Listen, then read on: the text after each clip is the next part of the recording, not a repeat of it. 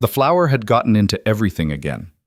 Lena Hartwell stood in the pre-dawn darkness of Hartwell and Daughter, her mother's bakery, her bakery now, though the town still hadn't accepted that transfer of ownership, and brushed white powder from her forearms.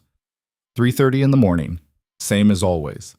The ovens had been heating for 20 minutes, filling the small kitchen with dry warmth that felt like the only comfort she'd known in months. Outside, Iron Ridge Vale slept under its perpetual October gloom. The mountain town clung to the eastern slopes like something that had fallen and gotten stuck halfway down. Buildings from the mining days mixed with newer construction in a way that never quite looked intentional. Most mornings, fog rolled down from the peaks and settled in the valleys between structures, turning familiar streets into something ghostly and strange. Lena didn't mind the fog. It hid things, made the world smaller, more manageable. She pulled the first batch of sourdough from the proofing drawer, her hands moving through motions she could do blind. The starter had come from her grandmother, passed down through 3 generations of Hartwell women who'd fed it, maintained it, kept it alive through depressions and wars, and all the small disasters that accumulated into a family history. "You take care of the starter, it takes care of you," her mother used to say. One of those statements that sounded simple but carried weight you didn't understand until later. The dough felt right under her palms. Proper tension, good spring. She shaped the first loaf with quick, practiced movements, then the second, third, fourth. By 4:15, she had 24 rounds ready for their final rise. By 5, the first batch would go into the ovens. By 6, she'd unlock the front door and begin another day of trying to keep this place alive. If there was a day after this one, that was becoming less certain. Lena washed her hands, dried them on the towel she kept tucked in her apron strings, and allowed herself the luxury of standing still for 30 seconds. The kitchen was small, cramped even, but it was hers. Hers and her mother's ghost.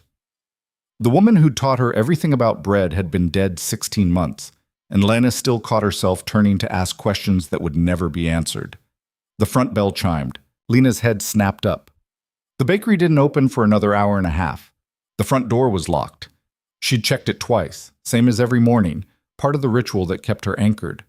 She moved to the kitchen doorway and peered into the front room. Through the display cases, currently empty, waiting for the morning's inventory, she could see a man's silhouette against the front window. Large, solid, patient. He wasn't trying the door or peering in, just standing there like he had all the time in the world. Lena's first instinct was to stay quiet, wait him out, let him think nobody was here. But the lights were on. He'd know. She walked to the door, stopping a few feet back. "We're closed," she called through the glass. "Open at 6. The man turned slightly, not fully toward her, just enough to acknowledge he'd heard. He was tall, she realized. 6'2", maybe 6'3", wearing a canvas work jacket that had seen better decades and a wool cap pulled low. His face was weathered in a way that made age hard to guess. Could have been 40, could have been 60. "I know," he said. His voice was rough, underused. "Wanted to talk to you before you opened, before other people showed up." Every warning bell Lena possessed went off at once. Strange man. Pre-dawn darkness. Locked door between them was the only thing keeping this situation manageable. "I don't know you," she said flatly. "And I don't have conversations through locked doors at 4 in the morning. Come back at 6 like everyone else." She turned to go. "Your mother was Clara Hartwell." Lena stopped. Slowly she turned back. The man hadn't moved. "She made a sourdough with rosemary and olive oil that could make you forget every bad thing you'd ever done. Sold it Tuesdays and Thursdays. I used to buy a loaf every week when I came through town. That was before." "Before what?" "Before I went away. Before she died. Before you tried to keep this place running on fumes and stubbornness." Lena's jaw tightened. "You've got 30 seconds to tell me what you want, or I'm calling Sheriff Hastings." "Hastings is in Vance's pocket, same as everyone else." The man shifted his weight. "That's what I came to talk about. Marcus Vance is going to make you an offer today, probably around 9, after the morning rush when the place is empty. He'll bring lawyers, contracts, talk about fair market value, and doing right by your mother's memory." Lena's hands had gone cold. "How do you know that?" "Because I heard him planning it. He likes to drink at Morrison's bar outside town, thinks nobody's listening. I listened."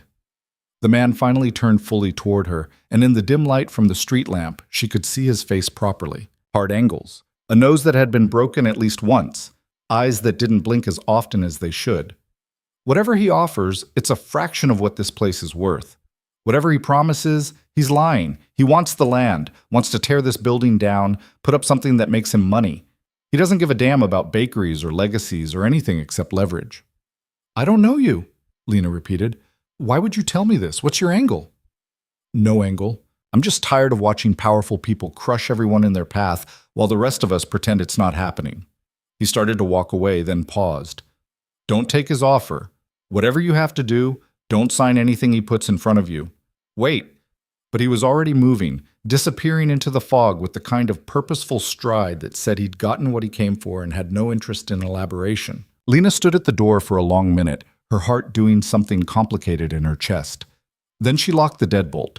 It was already locked, but she did it again anyway, and went back to her bread. The loaves didn't care about mysterious strangers or warnings about Marcus Vance. They needed shaping, proofing, baking. The work continued regardless of what else was falling apart. But her hands were shaking now, and it took 3 tries to score the first batch properly. Marcus Vance arrived at 9:17 a.m., exactly when the mysterious stranger had predicted. Lena was wiping down the counter when the front bell chimed and he walked in, bringing with him the scent of expensive cologne and entitlement. 2 people followed him, a woman in a sharp gray suit carrying a leather briefcase, and a younger man who looked like he'd been grown in a laboratory specifically to convey legal representation. The morning rush had ended 20 minutes ago. The bakery was empty except for Lena and Mrs. Chen, who was lingering over a cup of coffee in the corner, reading yesterday's newspaper with the dedicated focus of someone who had nowhere else to be. Ms. Hartwell. Vance smiled the way people smile when they're about to offer you something they think you should be grateful for. I hope we're not interrupting. I know mornings can be hectic. Lena set down her cleaning rag. Mr. Vance, I'd say it's good to see you, but we both know that would be a lie. His smile didn't falter. I appreciate directness.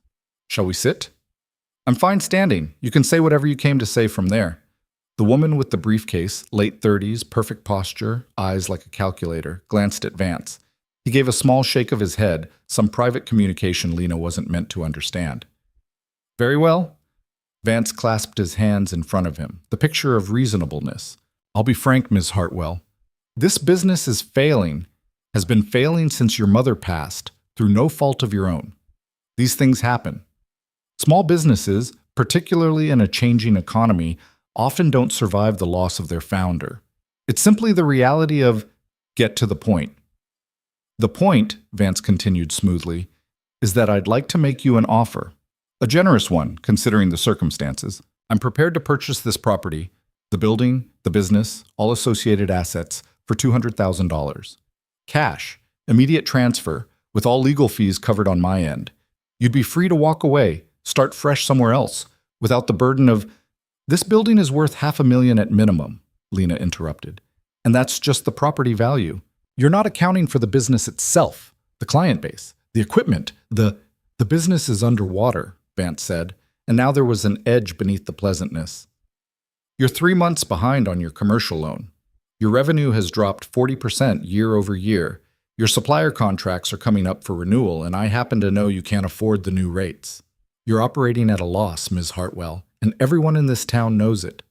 Lena's face stayed neutral, but her stomach had dropped somewhere around her knees. He wasn't wrong. Every word he'd said was factually accurate, which made it worse. $200,000, Vance repeated. More than enough to clear your debts and give you a fresh start. I'm doing you a favor here. You're stealing from me. I'm offering you a lifeline. He nodded to the lawyer who produced a folder from the briefcase. These are the contracts. Take them to your own lawyer if you'd like. Though we both know you can't afford one. Review them. Think it over. But I'll need an answer by Friday. That's 4 days. After that, the offer expires and you'll be dealing with foreclosure proceedings instead of a voluntary sale. He set the folder on the counter between them. Lena stared at it like it might bite. And if I say no? Then you say no. Vance's smile had gone thin. But reality doesn't change based on what we want, Ms. Hartwell. This bakery is closing. The only question is whether you get paid for it or lose everything, I'm trying to help you avoid the latter. You're trying to profit off my mother's death. I'm trying to do business in a town where property values are rising and opportunity exists for those smart enough to see it. Your mother was a lovely woman who made excellent bread. That doesn't change the fact that this building is worth more as something else. Lena picked up the folder. For a moment, she considered throwing it at his face. Instead, she held it out to him. Take your contracts and get out of my bakery. Vance didn't take the folder. You're making a mistake. Then it's my mistake to make. It's not just your mistake, though, is it? Vance gestured around the bakery. At the worn wooden floors, the display cases her grandfather had built by hand, the photos on the wall documenting 3 generations of Hartwell bakers.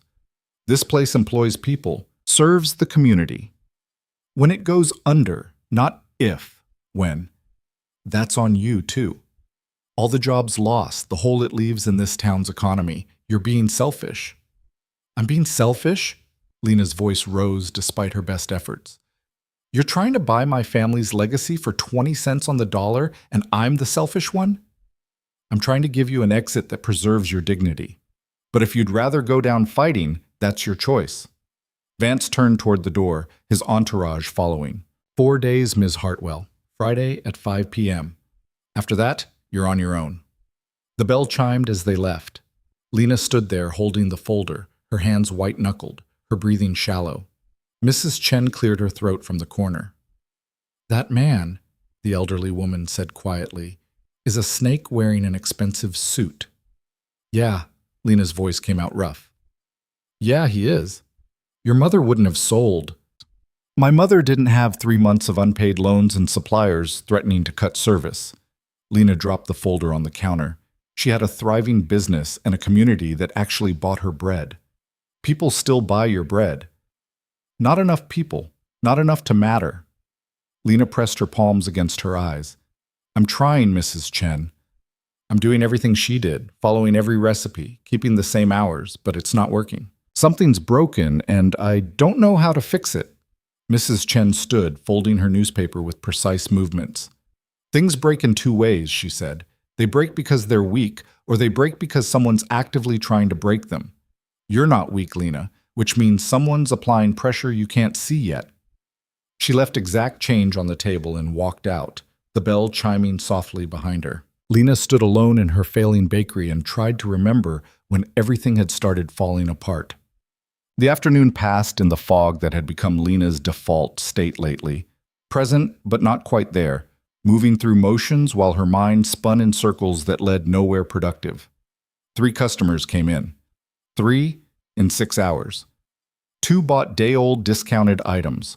1 bought a single cookie and made a point of saying how she wanted to support local business in a tone that suggested she was performing an act of charity.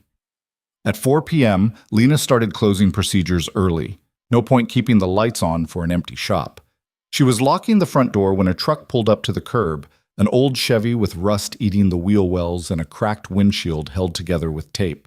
The same man from that morning climbed out, moving with the careful precision of someone who'd learned to be economical with effort. Lena waited, her key still in the lock. He walked up, stopped at a respectful distance. He came. Yeah. You sign anything? No. Something in his shoulders relaxed fractionally. Good. But he wasn't wrong about my situation. Business is dying. I'm drowning in debt. 200,000 is insulting, but it's better than foreclosure. Lena turned to face him fully. So I'll ask you again. What's your angle? Why do you care? The man was quiet for a long moment. Then, I grew up in towns like this. Saw the same pattern repeat over and over. People like Vance come in, identify what's valuable, and then systematically destroy it so they can buy it cheap. They isolate their targets, turn communities against them, make the victim feel like they're failing on their own merits. It's not random, it's strategy. That's a nice theory. But people aren't buying my bread because my bread isn't as good as my mother's. That's not conspiracy, that's fact. Is it? He tilted his head slightly. When did business start dropping? 6 months after she died. Around the time I took over fully. And before that? Before that it was fine. Good, even. I was running most of the operations for the year before she passed. She was too sick to work. But people still came. Revenue held steady. So you were already baking, already running the shop. Your product didn't change. But 6 months later, suddenly nobody wants it? He shook his head. That's not your bread, Ms. Hartwell. That's something else. Lena wanted to argue, but she couldn't quite find the angle. Even if you're right, what am I supposed to do about it? Vance has lawyers and money and connections. I have flour and stubbornness. How much do you owe? What? Your debts. The things keeping you trapped. How much? Lena laughed, sharp and bitter. That's none of your business. 70,000? He was watching her face. 80? More? Why? Because I have money saved. Not a lot, but enough. And if paying off your immediate debts buys you time to figure out what's really happening here, that's worth something. Lena stared at him. You want to give me money? You, a stranger who I've talked to for maybe 5 minutes total, want to pay off my debts. Loan it to you. Pay me back when you can. And if I can't, then you can't. He shrugged. I don't need it right now. Might as well be useful. Nobody does that. Nobody just hands over their life savings to someone they don't know. I know enough. I know you're trying to save something that matters. I know Vance is trying to take it from you using tactics that only work if you're isolated and desperate. Take away the desperate part. The equation changes. Lena's throat had gone tight. I don't even know your name. Rhett Calder. Calder. She tested the name. It didn't spark any recognition. You from Iron Ridge originally. Passed through for a few years in my 20s. Worked logging up in the high country. Left when the work dried up. Spent the last 15 years moving around. Came back 3 months ago. Why come back? Seemed like time. He pulled a worn wallet from his jacket, extracted a check already filled out. $75,000. Made out to you. Covers your commercial loan and buys you some breathing room with suppliers. Take it or don't, but decide now. This offer expires when I walk away. Lena took the check with numb fingers. The amount was exactly what she owed on the loan, down to the dollar. How did you know the amount? Public records. Loan documents are filed with the county. You researched me. I researched the situation. There's a difference. Rhett stepped back. You don't owe me anything except the money, and only when you're able. No interest, no timeline. I don't want ownership or input or anything except to know I didn't stand by while someone got crushed. I don't understand you. You don't have to. He was moving toward his truck. But you do have to decide what you're going to do. Vance gave you 4 days. I'm giving you a way to take those 4 days without a gun to your head. What you do with them is your choice. He climbed into the truck, started the engine. It caught on the 3rd try, rough and protesting, and drove away into the late afternoon gloom. Lena stood on the sidewalk holding a check for $75,000 from a man she didn't know, in a town that had turned against her, with a decision to make that felt too large for her head to contain. She went back inside, locked the door, and for the first time in 16 months, sat down in the middle of the bakery floor and cried. Not gentle tears, the ugly kind, the ones that came from someplace deep and raw, the kind her mother would have held her through, would have understood without needing explanation. When she was empty, she got up, washed her face in the kitchen sink, and looked at the check again. Then she called her bank. Friday morning, Marcus Vance returned at 9:15 a.m., 2 minutes earlier than his previous visit, which Lena suspected was meant to convey eagerness or pressure or some other calculated emotion. She was ready for him. Ms. Hartwell. Vance's smile was warm, professional, predatory. I hope you've had time to review the contracts. I'm prepared to expedite the paperwork if I'm not selling. The smile didn't falter, but something behind his eyes went flat. I'm sorry? I said I'm not selling. Not now, not for $200,000, not ever. This bakery stays in my family. Ms. Hartwell, I don't think you understand the precariousness of I understand perfectly. What I don't understand is why you think I'd believe you have my best interests at heart. Lena crossed her arms. I paid off my commercial loan yesterday, cleared my debts with suppliers this morning. I'm current on all obligations and operating capital is sufficient for the next 6 months, so your leverage just evaporated. Vance's expression went through several rapid transitions. Surprise, confusion, anger, then settling on something that looked like respectful acknowledgement, but wasn't. Where did you get that kind of money? Private investor, someone who believes in what I'm building here. There are no private investors in Iron Ridge Vale with that kind of capital who aren't already aligned with my interests. His voice had cooled several degrees. Who gave you the money? That's not your concern. Everything in this town is my concern. He took a step closer. You're making a mistake, a significant one. That loan you paid off? The bank would have worked with you, given you extensions. Now you're in debt to someone else, someone without institutional oversight or regulatory protection. You've traded one problem for a worse one. Or I've traded a noose for a rope ladder. Guess we'll find out. Vance studied her for a long moment. When he spoke again, his voice was very quiet. Your mother was wise enough to know when she was beaten. It's unfortunate you didn't inherit that particular trait. My mother was never beaten. She built something that lasted 40 years and would have lasted 40 more if cancer hadn't taken her. I'm going to honor that by keeping it alive. Noble. Vance turned toward the door.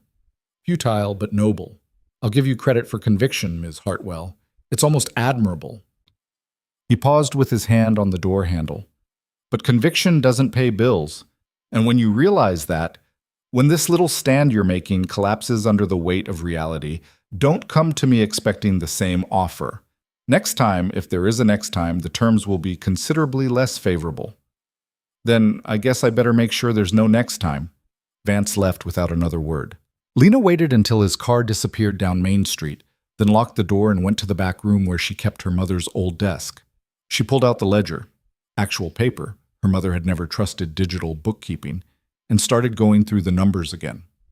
The money from Rhett had bought her time, 6 months, maybe 8 if she was frugal. But it hadn't solved the underlying problem. People weren't buying her bread. Not enough people, anyway. And she couldn't figure out why. The quality was there. She'd had Mrs. Chen and 3 other longtime customers do blind taste tests, comparing her current loaves to samples she'd frozen from before her mother died.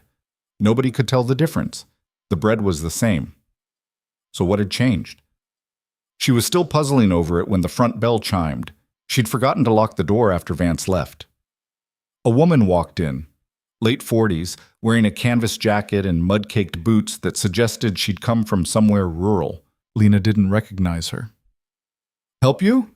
Lena called from the back room. "Yeah, actually." The woman's voice was rough, textured with years of smoking or shouting or both. "You the owner?" "That's me." "Good. Need to tell you something, and it ain't pleasant." The woman pulled off her work gloves.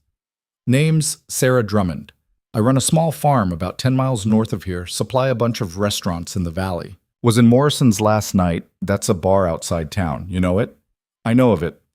"Right. Well, I was having a drink, minding my business, when I overheard Marcus Vance talking to Thomas Kirby. Kirby's the distributor who handles most of the wholesale food contracts around here. You use him?" Lena came out to the front. "I did. Switched suppliers 6 months ago when his rates went up." "Yeah, well, those rates didn't go up by accident." Sarah's expression was grim. "I heard Vance telling Kirby to keep squeezing you. Said something about making sure your costs stayed high enough that profit margins got squeezed. Mentioned a few other businesses too. Small ones. Places that Vance apparently wants to acquire. It's not just you." Lena's chest had gone tight. "You're saying this is coordinated?" "I'm saying what I heard. Vance has people positioned at every choke point, suppliers, distributors, the bank. He's not just waiting for small businesses to fail. He's making them fail, then swooping in to buy them cheap." Sarah pulled her gloves back on. "I came to tell you because it ain't right. My farm's small enough that I'm not on his radar yet, but I see where this is going. Someone needs to push back." "Why tell me? Why not go to the sheriff or—" "Because Hastings is in Vance's pocket. The mayor's useless, and everyone else is too scared or too bought to do anything." Sarah headed for the door. "You want to survive this, you'll need to get creative. Playing by the rules only works when your opponent is also playing by the rules. Vance stopped doing that a long time ago." She left before Lena could respond. Lena stood in the empty bakery, pieces clicking together in her head. The sudden price increases from suppliers, the drop in foot traffic, The way longtime customers had slowly stopped coming, always with vague excuses about being busy or trying new places. How much of that had been organic, and how much had been engineered? The front bell chimed again. Rhett Calder walked in, shaking rain from his jacket. "You paid off the loan," he said without preamble. "I did." "Vance came back." "He did." "What did you tell him?" "Same thing I told you I'd tell him. No sale." Lena leaned against the counter. "You knew this would happen, that paying off the debt would force his hand." "I suspected. Men like Vance don't react well to losing leverage." A woman just came in. Sarah Drummond. "Told me Vance has been systematically sabotaging small businesses so he can buy them cheap." "That it's not just me." Rhett's jaw tightened almost imperceptibly. "That tracks with what I've been hearing." "You've been investigating him." "I've been paying attention. There's a difference." "Is there?" Lena pushed off the counter.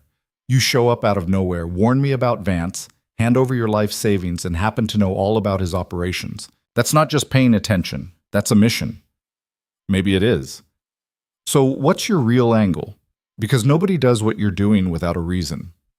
Rhett was quiet for a long time. Then, "I told you I worked in logging here 20 years ago. What I didn't tell you is that my father owned a small mill back then. Not huge, just enough to employ 15 people and keep the family comfortable. Vance's father, Marcus's old man, wanted that property, wanted to tear down the mill and put up luxury cabins for tourists. My father wouldn't sell." "What happened?" "What always happens. The Vances applied pressure, suppliers suddenly couldn't deliver. The bank called in loans early, customers disappeared. Within 2 years, the mill was underwater. My father sold for pennies on the dollar just to clear the debt. He died 6 months later. Heart attack officially. But I think it was shame that killed him." Rhett's expression hadn't changed, but his voice had gone very quiet. "I left town after that. Spent 20 years watching the same pattern repeat in different places. Different names, same tactics. I'm tired of it. So this is revenge. This is balance. I can't fix what happened to my father, but maybe I can keep it from happening to someone else." Lena studied him. This strange, intense man who'd walked into her life with warnings and checks and a past that explained everything while revealing nothing about who he actually was. "You know he won't stop. Vance. Whatever he's planning next, it'll be worse than price increases and dirty tricks." "I know. And you're prepared for that?" "Are you?" Lena thought about her mother, who'd built this bakery from nothing, who'd weathered the 2008 recession and the downtown revitalization that killed half the small businesses on Main Street, who'd kept going through her husband's death and her daughter's teenage rebellion and every small disaster that had tried to stop her. "Yeah," Lena said. "I think I am." Rhett nodded once, satisfied. "Then we should make a plan." "We? You think you can fight Vance alone?" "I think I've been alone for 16 months. I'm used to it." "Being used to something doesn't make it a good strategy." Rhett pulled out a chair at one of the small cafe tables, sat down. "You need allies. Information. Leverage of your own. Vance operates through fear and isolation. Break either one, the whole structure weakens." Lena grabbed a legal pad and pen from behind the counter, sat down across from him. "What did you have in mind?" They talked until the sun set and the streetlights flickered on outside. They talked through contingencies and risks, and the dozen ways this could go wrong. And somewhere in the middle of it, Lena realized she'd stopped feeling alone. It wasn't comfort, exactly. It was something harder-edged than that. Something that felt like possibility mixed with danger. She'd spent 16 months trying to save her mother's legacy by keeping everything exactly the same. Maybe that was the wrong strategy. Maybe what she needed wasn't preservation, but evolution. Maybe she needed to fight back. When Rhett finally left, Lena stayed at the table, staring at the notes they'd made. Plans within plans. Ways to expose what Vance was doing, people to talk to, evidence to gather. It was a lot. Maybe too much. But for the first time since her mother died, Lena felt something that wasn't just grief or exhaustion or the grinding anxiety of slow failure. She felt angry. Not the hot, impulsive kind that burned out fast, the cold kind. The kind that lasted. The kind that could be shaped into something useful. Lena Hartwell had spent her whole life being underestimated. The baker's daughter, the quiet one, the girl who stayed in Iron Ridge Vale because she didn't have the courage to leave. She'd let those labels define her because it was easier than fighting them. But that was before Marcus Vance tried to steal her legacy. That was before she realized how much of her struggle had been manufactured by someone who saw her as an obstacle to be removed rather than a person with rights. That was before she understood that playing by the rules only worked when your opponent played by the same rules, and Vance had stopped doing that a long time ago. She locked up the bakery, walked the 3 blocks to her apartment, and for the first time in months, slept straight through the night. Tomorrow she'd start preparing for war, but tonight she let herself rest. The last thing she thought before sleep took her. If they're going to come for me, I'm going to make them work for it. And in the darkness of Iron Ridge Vale, other forces were already moving, plans being made, pressure being applied. Marcus Vance had spent his entire adult life getting what he wanted through calculated intimidation and strategic cruelty. He'd never encountered someone who had nothing left to lose and everything to fight for. That was about to change.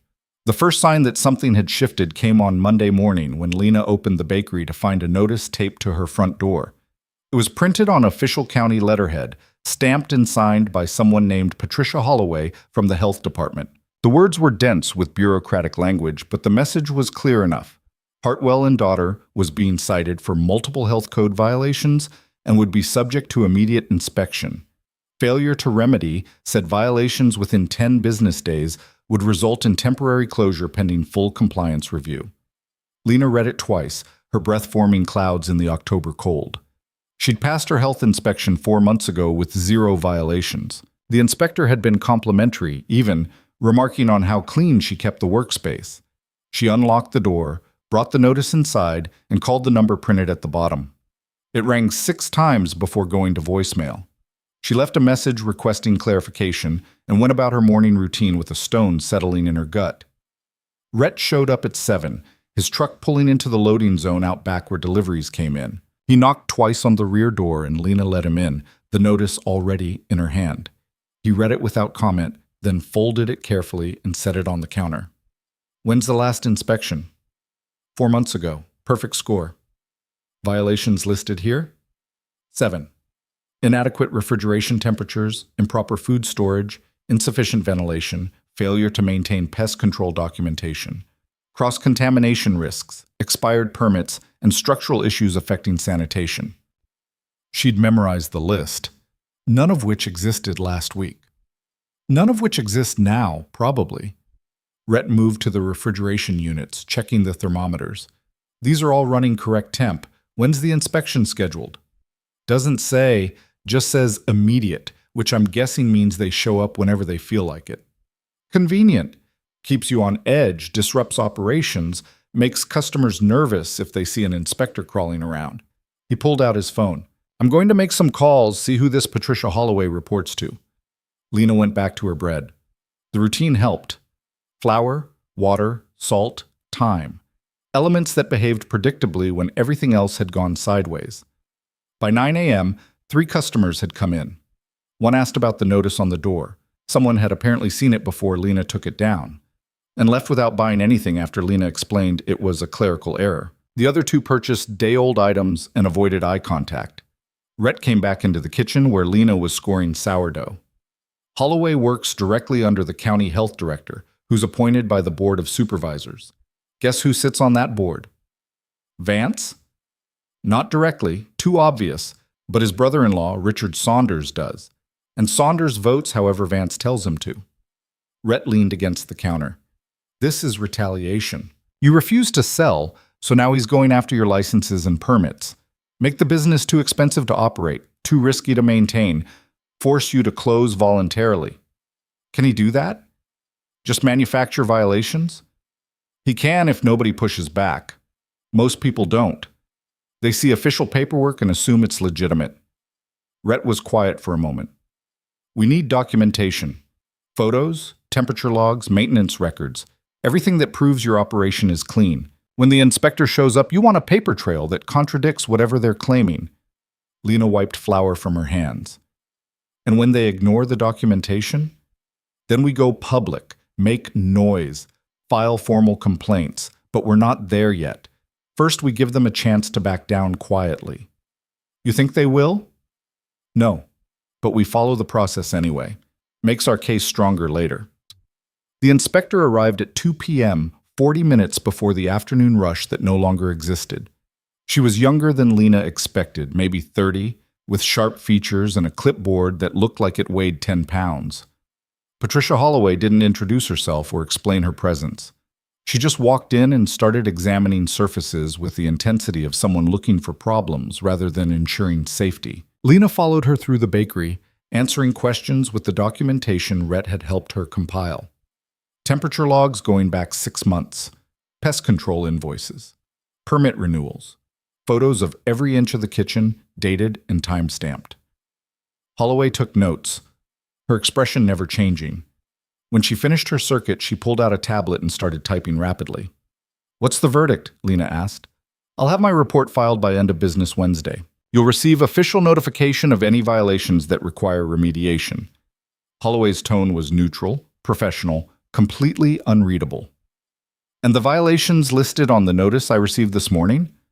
"I can't speak to preliminary findings. The inspection process has its own protocols." "The preliminary findings were dated Friday. You're inspecting Monday. That's 3 days of citations before you even looked at the facility."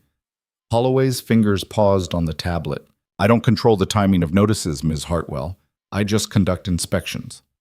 "Then who sent that notice?" "That would be a question for county administration." She headed for the door, then paused. "For what it's worth, your facility appears well maintained. I'm not seeing the issues flagged in the preliminary report. Will that be reflected in your findings?" "My report will reflect what I observed today. What happens with that information is above my pay grade." She left without another word. Lena watched her drive away, frustration coiling in her chest. Red emerged from the back room where he'd been staying out of sight. "She seemed honest," he said. "Honest people working in corrupt systems don't change the outcome. They just feel worse about it." Lena started cleaning up from the inspection, putting equipment back in place. "Vance doesn't care what she reports. He'll override it or bury it or twist it into whatever narrative he needs. Probably. But now we have a witness who'll confirm the discrepancy between the preliminary notice and the actual inspection. If this goes legal, that matters. If we can afford legal, one problem at a time." The rest of the week followed a pattern that would have been predictable if it weren't so relentless.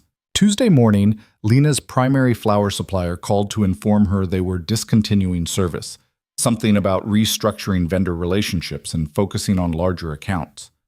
Wednesday, the fire inspector showed up unannounced to examine her suppression system and left citing code violations that would require expensive upgrades. Thursday, the bank called about her business account, asking questions about transaction patterns and deposit sources that felt more like harassment than standard procedure. By Friday, Lena had stopped being surprised when the next shoe dropped. She was closing up, running through the end-of-day checklist her mother had created decades ago when someone knocked on the front door. She almost didn't answer. The closed sign was clearly visible, but something made her look up. A man stood outside, older, 60s maybe, wearing a wool coat and holding a briefcase. Not Vance, someone she didn't recognize. She unlocked the door but kept the chain on.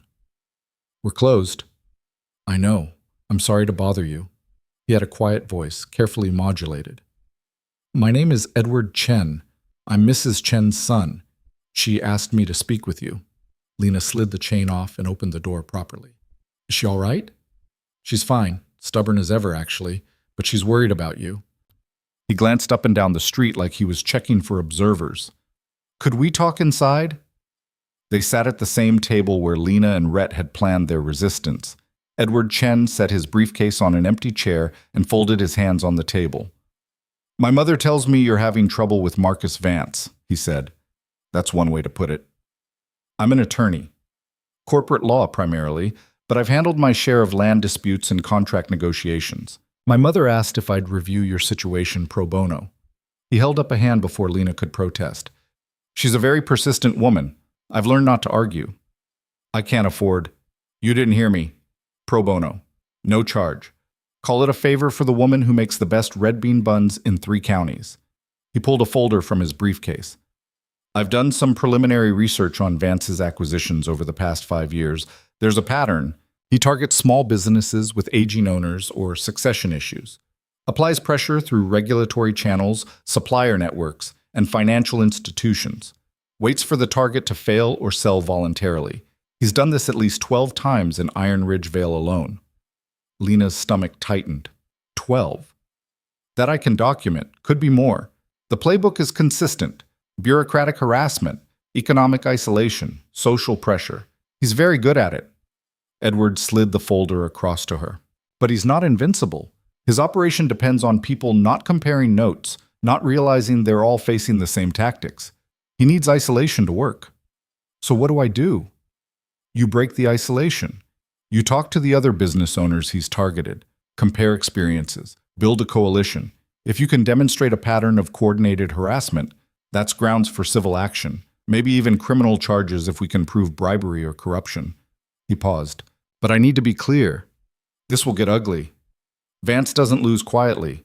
If you fight back, he'll escalate. Are you prepared for that? Lena thought about her mother, who'd never backed down from anything, who'd faced this same town's judgment and skepticism and kept going anyway. Yeah, I'm prepared. Then here's what we do. They talked for an hour, mapping out strategies and identifying potential allies. Edward wrote everything down in precise legal shorthand, occasionally asking questions that revealed angles Lena hadn't considered. By the time he left, she had a plan that felt less like desperation and more like actual strategy. She locked up and walked the 3 blocks home, her mind spinning through contingencies. She was so focused on internal calculations that she almost missed the envelope taped to her apartment door. No name, no return address. Just her apartment number written in block letters. Inside was a single sheet of paper with 4 words, "Stop or it gets worse." Lena stood in the hallway holding the note, her hands remarkably steady. The fear she expected didn't come. Instead, she felt that cold anger settling deeper, hardening into something more permanent. She went inside, photographed the note and envelope, and texted the images to Rhett. His response came back in less than a minute. Don't touch it anymore. Might be prints. I'm coming over. He arrived 20 minutes later with gloves and a plastic bag. They preserved the evidence. Not that Lena expected the sheriff to do anything with it, but documentation mattered. Everything mattered now. You should stay somewhere else tonight, Rhett said, sealing the bag. If they know where you live, they might come back. I'm not leaving my apartment because of a vague threat. It's not vague, it's escalation. They're trying to scare you. Then they're going about it wrong. I'm not scared, I'm pissed off. Lena dropped into her couch. Every day it's something new, inspections, supplier problems, threatening notes. They want me exhausted and isolated and too afraid to fight back. Well, congratulations to them. I'm exhausted, but I'm not stopping. Rhett sat in the chair across from her. Edward Chen came to see you. News travels fast. Mrs. Chen is very proud. She told half the produce market. He was quiet for a moment. Having legal counsel is good, changes the equation. Does it? Because from where I'm sitting, legal process moves slow and Vance moves fast. By the time we build a case, I'll be bankrupt. So we don't wait for the case to build. We apply pressure of our own. Make his life uncomfortable while Edward does the legal work. How? Exposure, documentation. Force him to defend his actions publicly instead of operating in shadows. Rhett leaned forward. He's counting on you being alone in this. What if you're not? The next morning, Lena opened the bakery early and spent 2 hours on the phone. She called every business owner on Edward's list, the 12 confirmed targets of Vance's tactics. 7 answered. 5 agreed to meet. They gathered Sunday evening at Morrison's bar, the same place where Sarah Drummond had overheard Vance planning his moves. It was neutral ground, outside town limits, far enough from prying eyes that conversation could happen without immediate consequences. Lena arrived first, nervous in a way she hadn't anticipated. She'd never been good at organizing people, leading movements, any of that. She was a baker. She knew flour and yeast, not coalition building. But she knew anger. And apparently, so did everyone else. They came in one by one, Sarah Drummond with her weathered hands and direct stare, James Porter, who'd owned a hardware store until Vance bought the building and tripled his rent, Michelle Nakamura, whose bookshop had closed after her distributor suddenly stopped delivering inventory. Daniel Cross, whose auto shop had been cited for violations that mysteriously disappeared after he sold to Vance's development company. Others, each with their own story that followed the same pattern. Lena stood at the head of the table they'd pushed together and realized she was looking at a map of Vance's destruction. 12 businesses, dozens of jobs lost, families disrupted, all so one man could accumulate property and power. "Thank you for coming," she started, then immediately felt stupid. This wasn't a corporate presentation. "I don't know what I'm doing," she said instead. "I'm not good at this, but I know we're all dealing with the same thing, and I'm tired of dealing with it alone." "Amen to that," Sarah muttered. "I have a lawyer now. Edward Chen, some of you know him. He thinks if we can document the pattern, show that Vance has been systematically targeting small businesses, we can build a legal case. Maybe civil, maybe criminal, but we need evidence. We need people willing to go on record." "On record meaning what?" James Porter asked. "Testify? Because I got kids to think about. Vance finds out I'm cooperating, he'll come after me again." "He's already come after you," Michelle said quietly. "Your store's gone. What else can he take?" "Plenty. He can make sure I never get a loan in this county again, can blacklist me with suppliers, ruin my credit, make my life hell in 100 small ways." James looked around the table. "I'm not saying I won't help. I'm saying we need to be realistic about what fighting back costs." Daniel Cross spoke up, his voice rough. "I lost my shop 3 years ago. Tried to fight it through proper channels, filed complaints, talked to the board of supervisors, went to the newspaper. You know what happened? Nothing. Everyone's too scared or too bought. Vance has this town locked down tight." "Then we don't fight through proper channels," Lena said. "Not just through them, anyway. We go public. Social media, regional news, state authorities. Make enough noise that local corruption can't contain it." "That's a big risk," someone else said. Angela Morrison, who'd run a small restaurant until health inspections drove her under. "You start making accusations you can't prove, Vance will sue you into dust. Defamation, libel, whatever his lawyers can make stick. Which is why we document everything first." Lena pulled out the folder Edward had given her. Edward's already started building the timeline, but he needs details, dates, names, conversations, written correspondence, anything that shows coordination. The more of us contributing, the stronger the pattern becomes. Sarah Drummond stood up. "I'm in. I'll give whatever records I have, and I'll go on record, testify, whatever needs doing. I'm old enough that Vance's threats don't scare me much anymore." "I'm in too," Michelle said. "My bookshop's gone, but maybe I can keep someone else from losing theirs." One by one, they committed. Not everyone. James Porter remained non-committal, and 2 others expressed concern about retaliation, but 7 out of 12 agreed to cooperate fully. It was enough. Maybe. They spent the next 2 hours going through details, comparing notes, discovering connections none of them had seen individually. Suppliers who dropped multiple businesses on the same day, inspectors who showed up with suspicious timing, bank officers who suddenly became uncooperative right when Vance made his offers. By the time they broke up, Lena had pages of notes and the beginning of something that felt like hope. Rhett had been sitting at the bar during the meeting, present but not participating, watching the room with that careful attention he brought to everything. When the others left, he came over to where Lena was organizing her papers. "That was good," he said.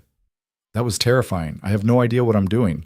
You got 7 people to commit to fighting back against someone who's been crushing them for years. That's leadership, whether you recognize it or not." "Leadership?" Lena laughed, short and sharp. "I'm a baker who's in over her head. You're someone who refused to quit when quitting would have been easier. That's all leadership is." He helped her gather the papers. "This is going to get worse before it gets better. You know that." "Everyone keeps saying that. When does it actually get better?" "When we win. Or when we lose completely." He met her eyes. "Those are the only 2 endings this has now. Middle ground disappeared when you cashed my check." Comforting. Truth usually isn't. They walked out to the parking lot together. The night was cold, cloudless, stars visible in a way they never were in town with all the light pollution. Lena stood next to Rhett's truck and looked up, trying to remember the last time she'd noticed the sky. "My mother used to say that bread was an act of faith," she said quietly. You mix ingredients that don't look like much. Wait for invisible bacteria to do their work and trust that heat will transform everything into something better. She said business was like that too. You do the work, have faith, and trust the process. What do you think? I think faith is for people who haven't been systematically targeted by corrupt developers. She looked at him, but I also think maybe stubbornness looks like faith from the outside, and I'm too stubborn to quit. Rhett smiled, rare and small. Good, because Vance is going to hit harder now. You've organized resistance. That's a threat to his entire operation. How much harder can he hit? We're about to find out. Monday morning, the answer arrived. Lena got to the bakery at 3 a.m. as usual, unlocked the back door, and immediately smelled something wrong. Chemical, sharp, wrong. She flipped the lights and her stomach dropped. Someone had been inside. Flour dumped across the floor, mixing bowls overturned, ingredients scattered and ruined. But worse, much worse, there was spray paint across the walls. Red, violent, 3 words repeated over every surface. Get out! Get out! Get out! Lena stood in the doorway of her destroyed kitchen and felt something crack inside her chest. Not breaking completely, just fracturing. Enough to let something darker through. She pulled out her phone, took photos of everything, then called Rhett. He answered on the first ring, voice rough with sleep. They vandalized the bakery, she said. Her voice sounded distant, like it belonged to someone else. Broke in sometime last night. Destroyed everything. I'm coming. Don't touch anything. Call the sheriff. What's Hastings going to do? He works for Vance. Call him anyway. We need the paper trail, Lena called. Hastings arrived 40 minutes later, took a cursory look around, and said he'd file a report. When she asked about fingerprints or investigating, he gave her a flat stare. Probably kids, he said. Halloween's coming up. Happens every year. This wasn't kids. You got evidence as otherwise? I have a pattern of harassment pattern of business struggles maybe. Pattern of someone making enemies. Hastings closed his notepad. You've been stirring things up, Ms. Hartwell, meeting with other business owners, talking about conspiracies. People don't like that kind of trouble. People don't like being systematically destroyed by corrupt developers. Watch your accusations. Words like that can get you in legal trouble. He headed for the door. I'll file the report. Probably nothing will come of it. You want my advice? Take Vance's offer while it's still on the table. This town's moving forward. You can move with it or get left behind. He left before Lena could respond. She stood in the wreckage of her mother's bakery, her bakery, and felt the last thread of hope for legitimate resolution snap. Rhett arrived 20 minutes later with cleaning supplies and a grim expression. He didn't say anything, just started helping her sort through the damage. Most of the flour was ruined. The spray paint would take days to properly remove. But the equipment was intact. The structure was sound. It could be fixed. She could rebuild. The question was whether she had it in her. You're quiet, Rhett said after an hour of silent cleaning. Trying to figure out my next move. Your next move is you keep going. Don't let this break you. I'm not broken. Lena scrubbed at paint on the wall, the chemical smell making her eyes water. I'm just tired. Tired of fighting alone. Tired of watching everything my mother built get destroyed piece by piece. Tired of people like Hastings pretending this is normal. You're not fighting alone anymore. You have 7 people who committed to helping. You have Edward building a legal case. You have me. Why? She turned to look at him. Why you? I still don't understand why you're here, why you care, why you're risking whatever you're risking for someone you barely know. Rhett set down the cleaning rag he'd been using. I told you about my father. What I didn't tell you is that he tried to fight back. Hired a lawyer, filed complaints, did everything right. And it didn't matter. The system protected the people with power and crushed everyone else. He died thinking he'd failed, that he wasn't strong enough or smart enough or something enough to save what he'd built. He didn't fail. The system failed him. I know that now. Took me 20 years to understand it, but understanding doesn't bring him back. Rhett's expression was hard. I'm here because I'm tired of watching the same pattern repeat. I'm here because maybe if I help you win, it balances something, makes his loss mean something. That's a lot of weight to put on a failing bakery. It's not about the bakery, it's about the principle. You draw a line and say, this far, no further. That matters. Whether you win or lose, making the stand matters. Lena went back to scrubbing paint. And if we lose, if Vance wins anyway and I end up broke and blacklisted and destroyed, then at least you went down fighting. That's worth something. Is it? You tell me. Your mother. Would she have quit? Lena thought about Clara Hartwell, who'd run this bakery through recessions and personal disasters and never once considered giving up, who'd looked at obstacles and treated them like temporary inconveniences rather than insurmountable barriers, who'd taught her daughter that worth wasn't measured by success, but by effort, by showing up, by doing the work even when it was hard. No, Lena said quietly, she wouldn't have quit. Then neither do you. They cleaned until dawn, until the worst of the damage was contained if not repaired. Lena called her suppliers, the ones who hadn't already abandoned her, and arranged emergency deliveries. She wouldn't be able to open today, maybe not tomorrow. But she'd open again, soon. She sent a message to the group from Morrison's bar, letting them know what happened. The responses came back fast. Anger, solidarity, offers to help clean, to provide supplies, to donate money. Sarah Drummond showed up an hour later with 2 bags of flour and a thermos of coffee. Heard what happened, she said, setting the flour on the counter. Figured you could use this. You don't have to, I know I don't have to, I'm doing it anyway. Sarah poured coffee into paper cups. Vance thinks he can scare us into submission. Time we showed him different. Others came throughout the day. Michelle brought cleaning supplies. Daniel showed up with paint remover and industrial fans. Even James Porter appeared, sheepish and uncomfortable, with a donation check and an apology for not committing sooner. By evening, the bakery was functional again. Not perfect, the walls still showed ghost outlines of the spray paint, and the flour situation was precarious, but operational. Lena stood in the kitchen and felt something shift in her chest. Not hope, exactly. Something harder. Determination.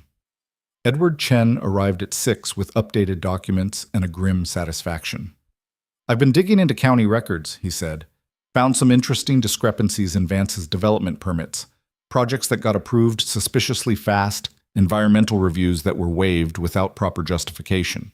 Zoning variances granted outside normal procedures. It's not proof of corruption by itself, but it establishes pattern. Enough for a case? Enough to start asking uncomfortable questions, especially combined with testimony from your coalition. He set his briefcase on the counter. But there's something else. I found records of a shell company Vance uses for acquisitions, Iron Ridge Development Holdings. It's buried under several layers of corporate structure, but it traces back to him. And that company has been buying properties in a specific corridor running through downtown. Lena studied the map he'd spread out. A line of properties, all recently acquired, all small businesses that had failed or sold under pressure. What's the corridor for? That's what I can't figure out yet, but there's a pattern to his acquisitions. He's not buying randomly. He's assembling something. Land for a larger development, maybe. Or positioning for a zoning change. Edward circled several properties, including Lena's bakery. Your property is right in the middle of whatever he's planning. That's why he's pushing so hard. So this isn't even about the bakery specifically. The bakery is an obstacle to a larger goal, which means he won't stop until he removes the obstacle or abandons the larger project. Edward met her eyes. That's good and bad. Good because it means his opposition to you isn't personal. It's strategic. Bad because strategic opposition is often more ruthless than personal. Rhett had been listening from the doorway. Can we use this? The pattern? The shell company? Whatever he's planning? If we can expose it, yes. Public scrutiny makes these operations much harder to execute. But exposure requires proof, and proof requires access to documents he's keeping buried. Edward gathered his papers. I'm filing formal information requests with the county. They're required to respond within 30 days. In the meantime, keep documenting everything. Every threat, every suspicious inspection, every supplier who suddenly drops you. Build the timeline. He left, and Lena sagged against the counter. Her entire body ached from cleaning. Her mind ached from thinking. She wanted to sleep for a week. Go home, Rhett said. Get rest. Tomorrow you start rebuilding for real. Tomorrow I start fighting back for real. Same thing, maybe. Lena locked up and walked home through streets that felt darker than usual, more hostile. She passed people she'd known her entire life, and they looked away, unwilling to meet her eyes. The vandalism had made the news. Small-town news traveled through gossip faster than any official channel, and apparently it had confirmed something for people. That she was trouble, that associating with her was dangerous. Isolation, Vance's most effective weapon. But isolation only worked if you accepted it, if you let the walls close in and didn't push back. Lena climbed the stairs to her apartment, unlocked the door, and immediately knew something was wrong. The air felt different, disturbed. She flipped the lights and her blood went cold. Her apartment had been ransacked. Drawers pulled out, cabinets opened, furniture overturned. Not chaotically, methodically. Someone had searched every inch of her space looking for something, or sending a message. Lena stood in the doorway, her hands shaking with exhaustion and rage and something approaching despair. They'd been in her home, her private space, the one place that was supposed to be safe. She pulled out her phone and called Rhett. When he answered, her voice came out steadier than she felt. They were in my apartment. It's been searched, torn apart. I need you to come over. I'm 10 minutes away. Don't go in. Wait in the hallway until I get there. I'm already in. Then get out. Wait outside. If they were inside, they might still be there. Lena hadn't considered that. She backed into the hallway, pulling the door shut, her heart hammering. She waited by the stairs, listening for sounds of movement, hearing nothing but her own pulse. Rhett arrived in 8 minutes, must have driven fast. He had a tire iron in his hand and moved through her apartment with systematic efficiency, checking every room, every closet, every space large enough to hide a person. Clear, he said finally. Whoever was here is gone. They walked through the damage together. Clothes scattered, papers rifled through, personal items examined and discarded. The violation of it made Lena's skin crawl, but nothing seemed to be missing. They weren't robbing her. They were looking for something specific, or they were trying to break her. You can't stay here, Rhett said. I'm not leaving my home. Lena, I'm not giving them that. They can vandalize my business, search my apartment, send threatening notes. I'm not running. She started putting things back in order, needing the physical activity to ground herself. They want me scared and isolated and desperate. Every time I give in to that, they win. Stubbornness isn't the same as strategy. It is when stubbornness is all you have left. Rhett watched her for a long moment, then started helping her clean. They worked in silence, restoring order to chaos, and somewhere in the mechanical process, Lena felt something crystallize inside her. They'd made a mistake, whoever had done this. They'd crossed a line from business intimidation into personal violation, and in doing so, they'd revealed how desperate they were, how threatened they felt by her refusal to surrender. You didn't escalate this far if you were confident in winning. You escalated because you were afraid of losing. By the time they finished, it was past midnight.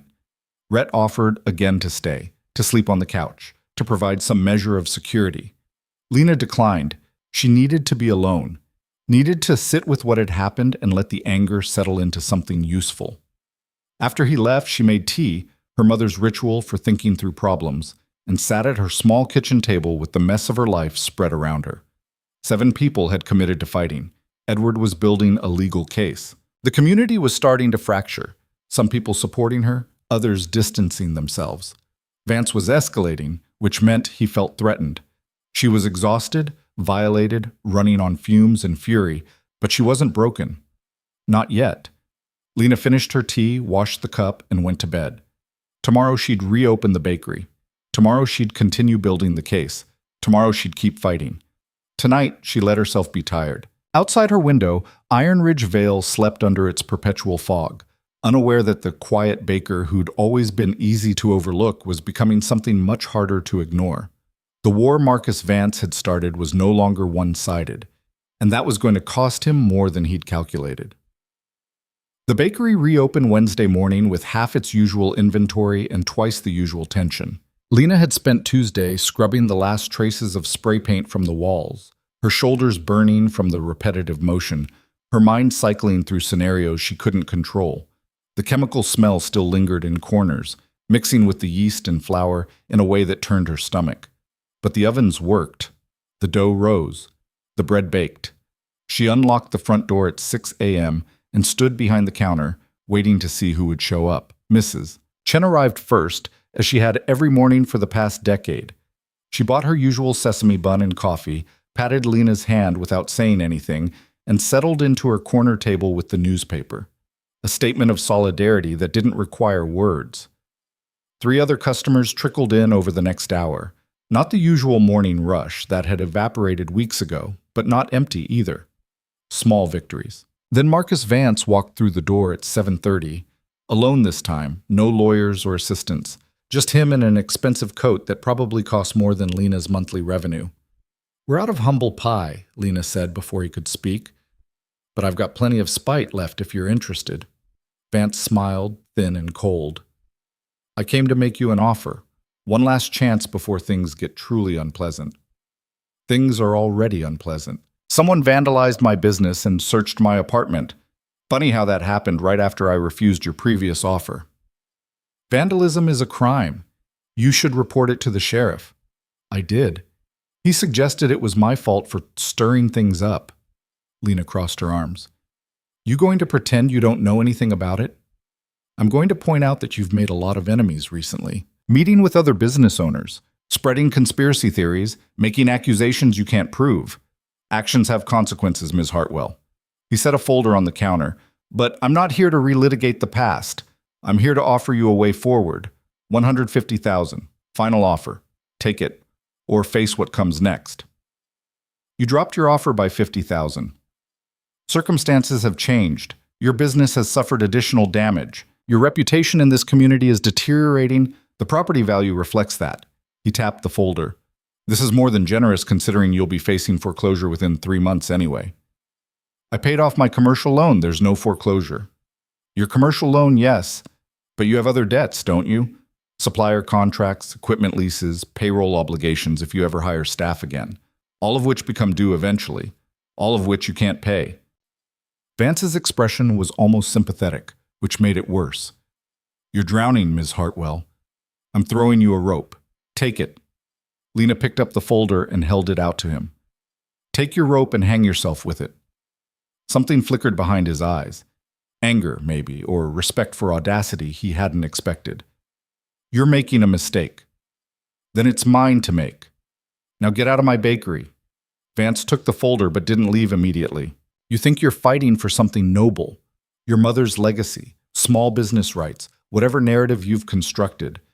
But you're really just standing in the way of progress. This town needs development, investment, growth. Your little bakery is charming, but charm doesn't create jobs or tax revenue. My mother employed 6 people at peak season, bought ingredients from local suppliers, contributed to the actual community, not just property values. That's real economics, not whatever extraction scheme you're running. I'm running a business, same as you. The difference is I'm successful at it. You're successful at crushing people who can't fight back. That's not business. That's predation." Vance's smile had gone sharp. "Predation, strong word. You might want to be careful with accusations like that. Defamation suits can be expensive, and you don't seem to have money for lawyers." "I have a lawyer, Edward Chen. Maybe you know him." For the first time, Vance's composure cracked slightly, just a fractional tightening around his eyes. "Edward Chen is representing you?" "Pro bono. Apparently he finds corporate corruption interesting." "Edward Chen is a mid-level attorney with delusions of significance. If he's told you he can build a case, he's lying to make himself feel important." But Vance's voice had lost some of its certainty. "You're wasting your time and his. Then you've got nothing to worry about." Vance studied her for a long moment, and Lena had the strange sensation of being reassessed, of moving from one category in his mind to another, from obstacle to threat. 3 months, he said finally. "That's how long you have before everything falls apart. And when it does, don't come looking for mercy. I offered it twice. There won't be a third time." He left, the bell chiming cheerfully behind him. Mrs. Chen cleared her throat from her corner. "That man has the warmth of a tax audit." "That's an insult to tax audits." Lena's hands were shaking and she pressed them flat on the counter to steady them. "He's scared. He wouldn't have come in person if he wasn't. Scared men are dangerous men." "Yeah, I'm starting to figure that out." The rest of the day passed in a haze of low-level anxiety, punctuated by actual baking. Lena made bread because that's what she knew how to do, what she could control when everything else was chaos. The rhythm helped. Mix, knead, proof, bake. Elements combining into something greater than their parts. Rhett showed up at 2 with groceries and the look of someone who had news he didn't want to deliver. Lena let him in through the back, away from the front windows. Edward called, Rhett said, setting bags on the counter. The county rejected his information requests, claimed the documents he's seeking are part of ongoing projects and exempt from public disclosure. Can they do that? They can claim it. Whether it holds up under legal challenge is another question, but challenging takes time and money. He started unpacking groceries, bread flour, yeast, olive oil, things Lena hadn't asked for but needed. There's more. Your insurance company denied your vandalism claim. Lena's stomach dropped. On what grounds? Insufficient evidence of forced entry. They're saying you can't prove someone broke in, so it could have been internal damage or staged. Staged? They think I vandalized my own business? They think they can avoid pain by claiming ambiguity. It's what insurance companies do. Rhett pulled out a bag of coffee beans, premium stuff Lena couldn't afford. How much was the claim? $12,000, enough to cover the lost inventory and repairs. She pressed her palms against her eyes. I don't have $12,000. I don't have $1,200. What's your cash reserve? What reserve? I'm operating week to week. I paid off the loan with your money, which means I have no cushion at all. One bad week, and I'm done. Rhett was quiet for a moment. I have more saved. No, absolutely not. You've already given me $75,000. I'm not taking more. It's not taking, it's investing. In a failing business that's under attack from someone with infinite resources? That's not investing, that's charity. Lena dropped her hands. I appreciate what you've done more than I can say, but I can't keep taking your money. It's not right. What's not right is watching you lose because you're too proud to accept help. It's not pride. It's math. At some point, throwing more money at this doesn't change the outcome. It just means we both lose instead of just me. You're not going to lose. You don't know that. Lena's voice cracked despite her best efforts. You keep saying it like certainty means something, but we're getting crushed. Every day it's something new. Vandalism, insurance denials, rejected information requests. How much more can I take before there's nothing left? Rhett moved around the counter, stopping just close enough that Lena could feel the warmth of him in the cold kitchen. You take as much as they throw at you, then you take more, because the alternative is letting them win, and I don't think you can live with that. Maybe I can't live with fighting either. Yes, you can. You've been doing it for 16 months. His voice was rough. Your mother died, and you kept the bakery running. The town turned on you, and you kept baking. Vance tried to buy you out, and you said no. Someone vandalized your business, and you reopened 2 days later. You're stronger than you think you are. I'm exhausted. That's different than strong. Sometimes it's the same thing. Lena wanted to argue but couldn't find the energy. Instead, she leaned against the counter and let herself feel the weight of everything that had accumulated over the past weeks. The fear, the anger, the bone-deep tiredness that came from fighting battles she hadn't chosen and didn't know how to win.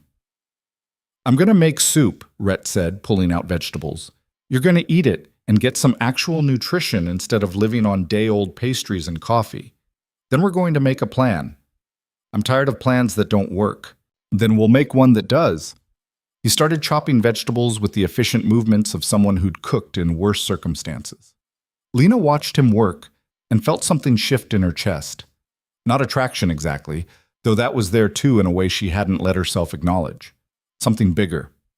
The realization that she wasn't alone in this, that someone had chosen to stand beside her without demanding anything in return. Why are you really here? She asked quietly. And don't give me the line about your father. There's more to it than that. Rhett's knife paused mid-chop. You want the truth? I want to understand. He set the knife down, turned to face her.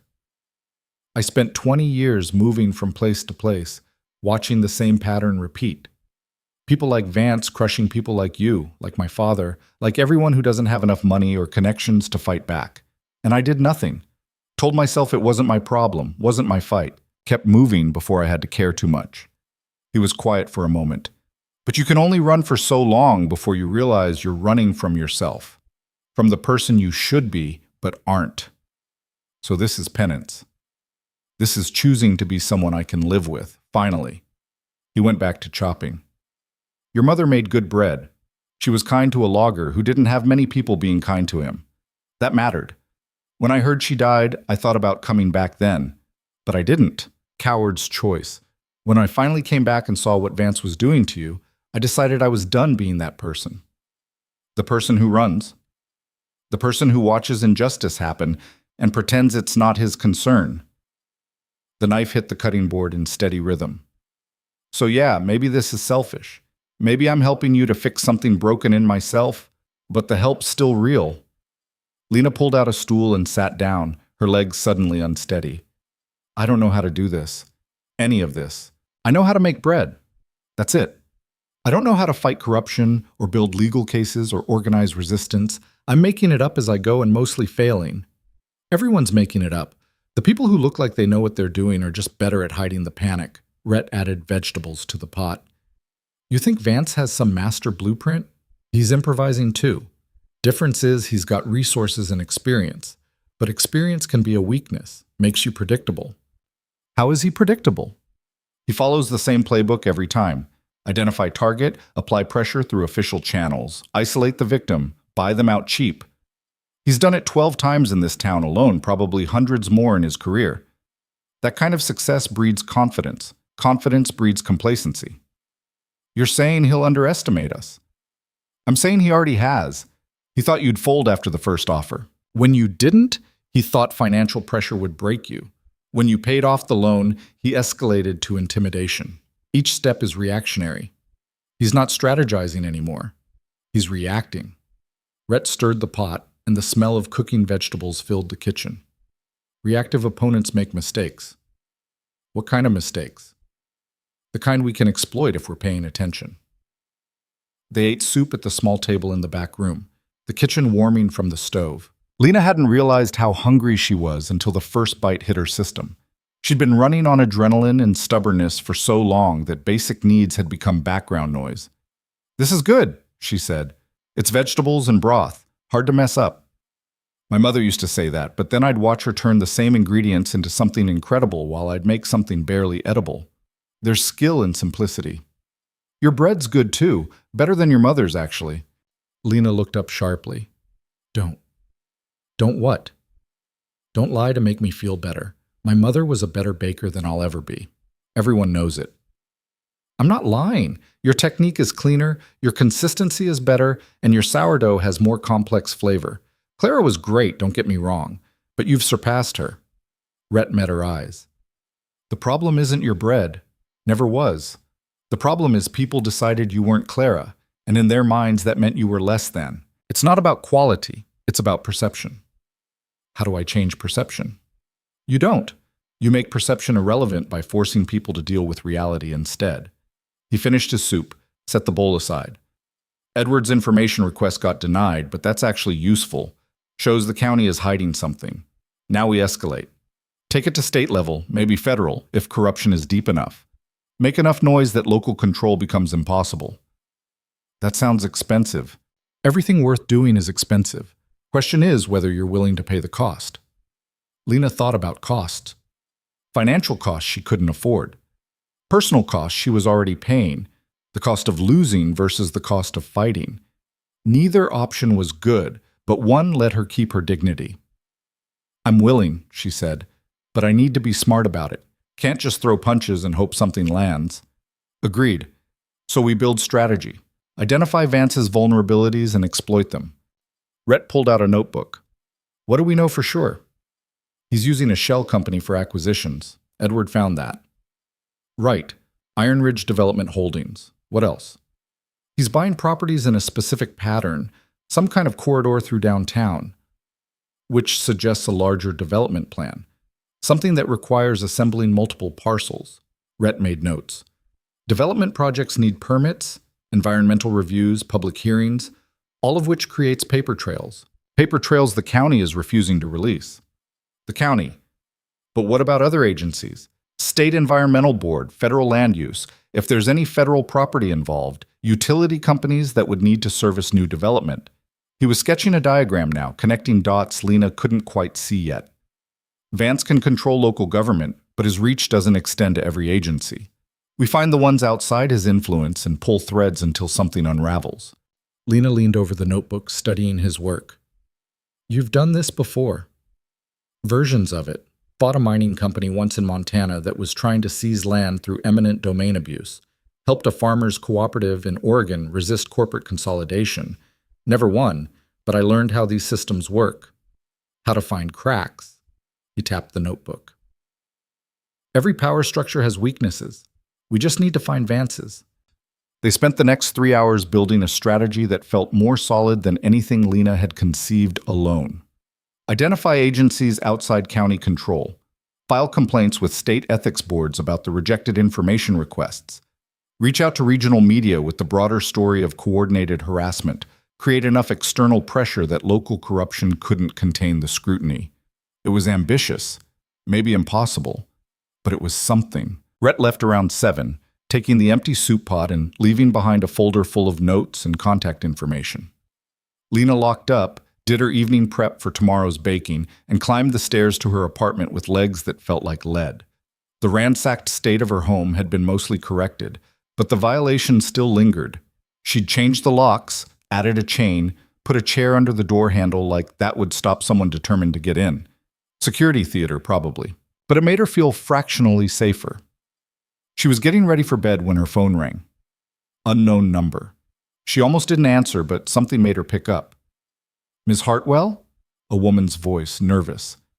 This is Patricia Holloway, from the health department. Lena's hand tightened on the phone. What do you want? I need to talk to you, in person. Not officially, just... She paused. Can we meet somewhere? Somewhere not public. Why would I meet with you? You're part of the system trying to shut me down. I'm part of a system I'm trying to escape, please. I have information you need. Every instinct Lena had said this was a trap, but desperation made people consider traps.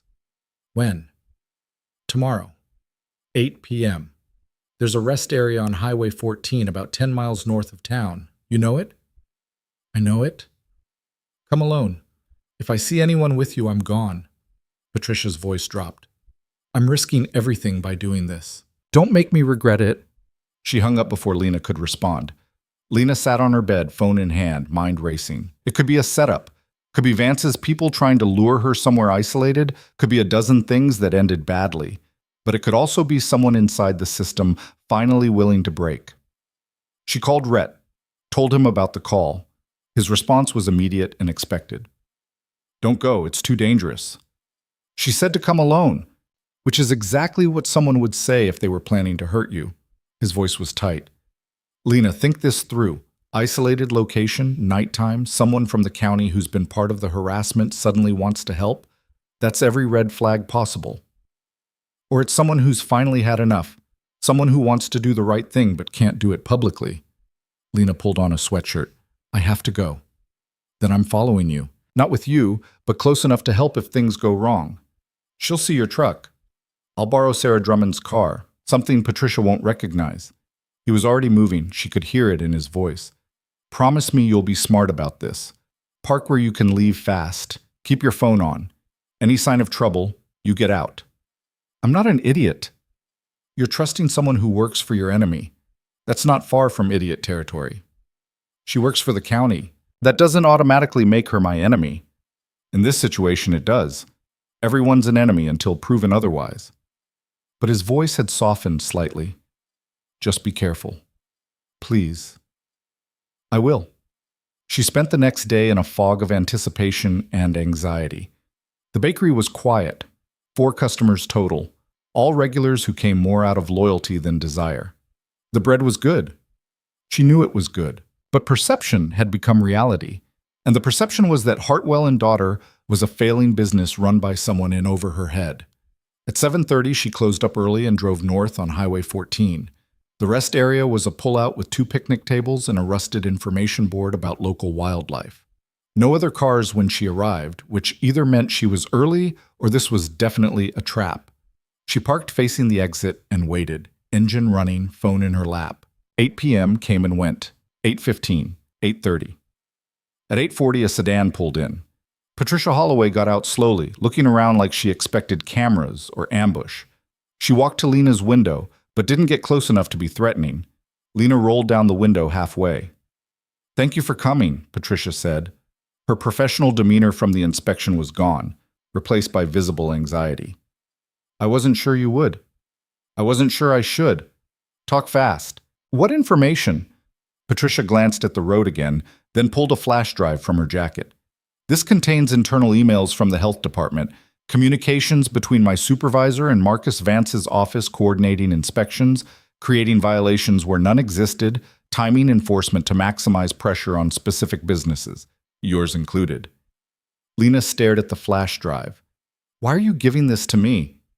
"Because I'm tired of being part of something corrupt. I took this job to help ensure public health, not to be a weapon for real estate developers."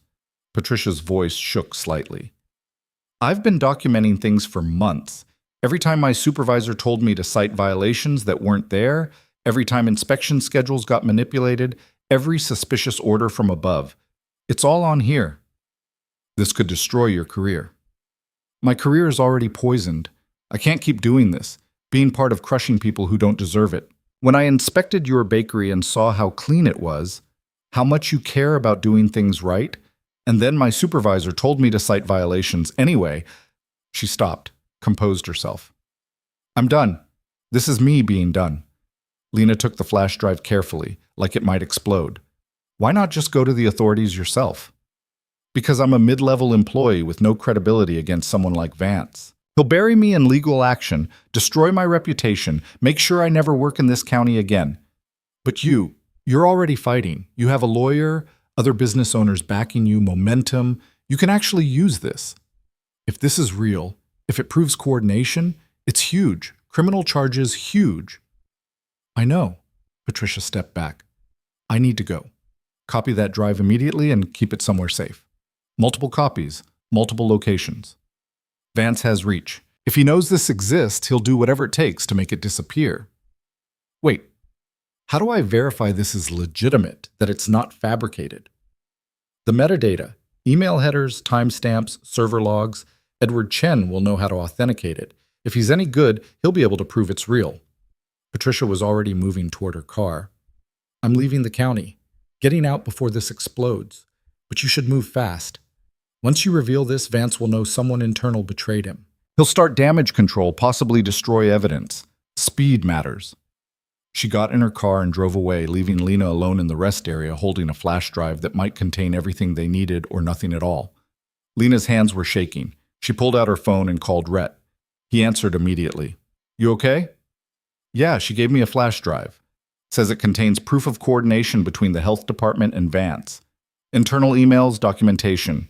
If it's real, it's everything." "If." "Yeah, big if." Lena started her engine. "I'm coming back to town. Meet me at Edward's office. We need to look at this now." She drove back faster than she should have, adrenaline overriding caution. Rhett was already at Edward's office when she arrived. He must have been waiting close by like he said. Edward looked tired but alert when they explained what they had. He took the flash drive carefully, like he understood its weight. "We'll need to examine this thoroughly. Check authenticity, verify sources, make sure it's not fabricated or altered." "How long will that take?" "Hours. Maybe days if we're thorough."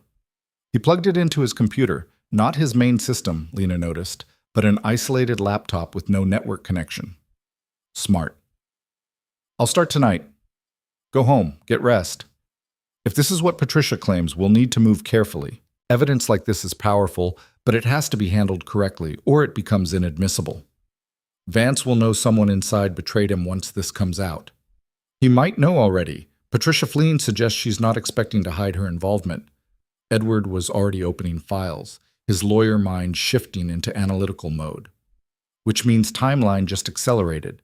He'll be moving to cover tracks, destroy evidence, intimidate anyone else who might talk. We need to get ahead of that." Lena felt the weight of it settling on her shoulders.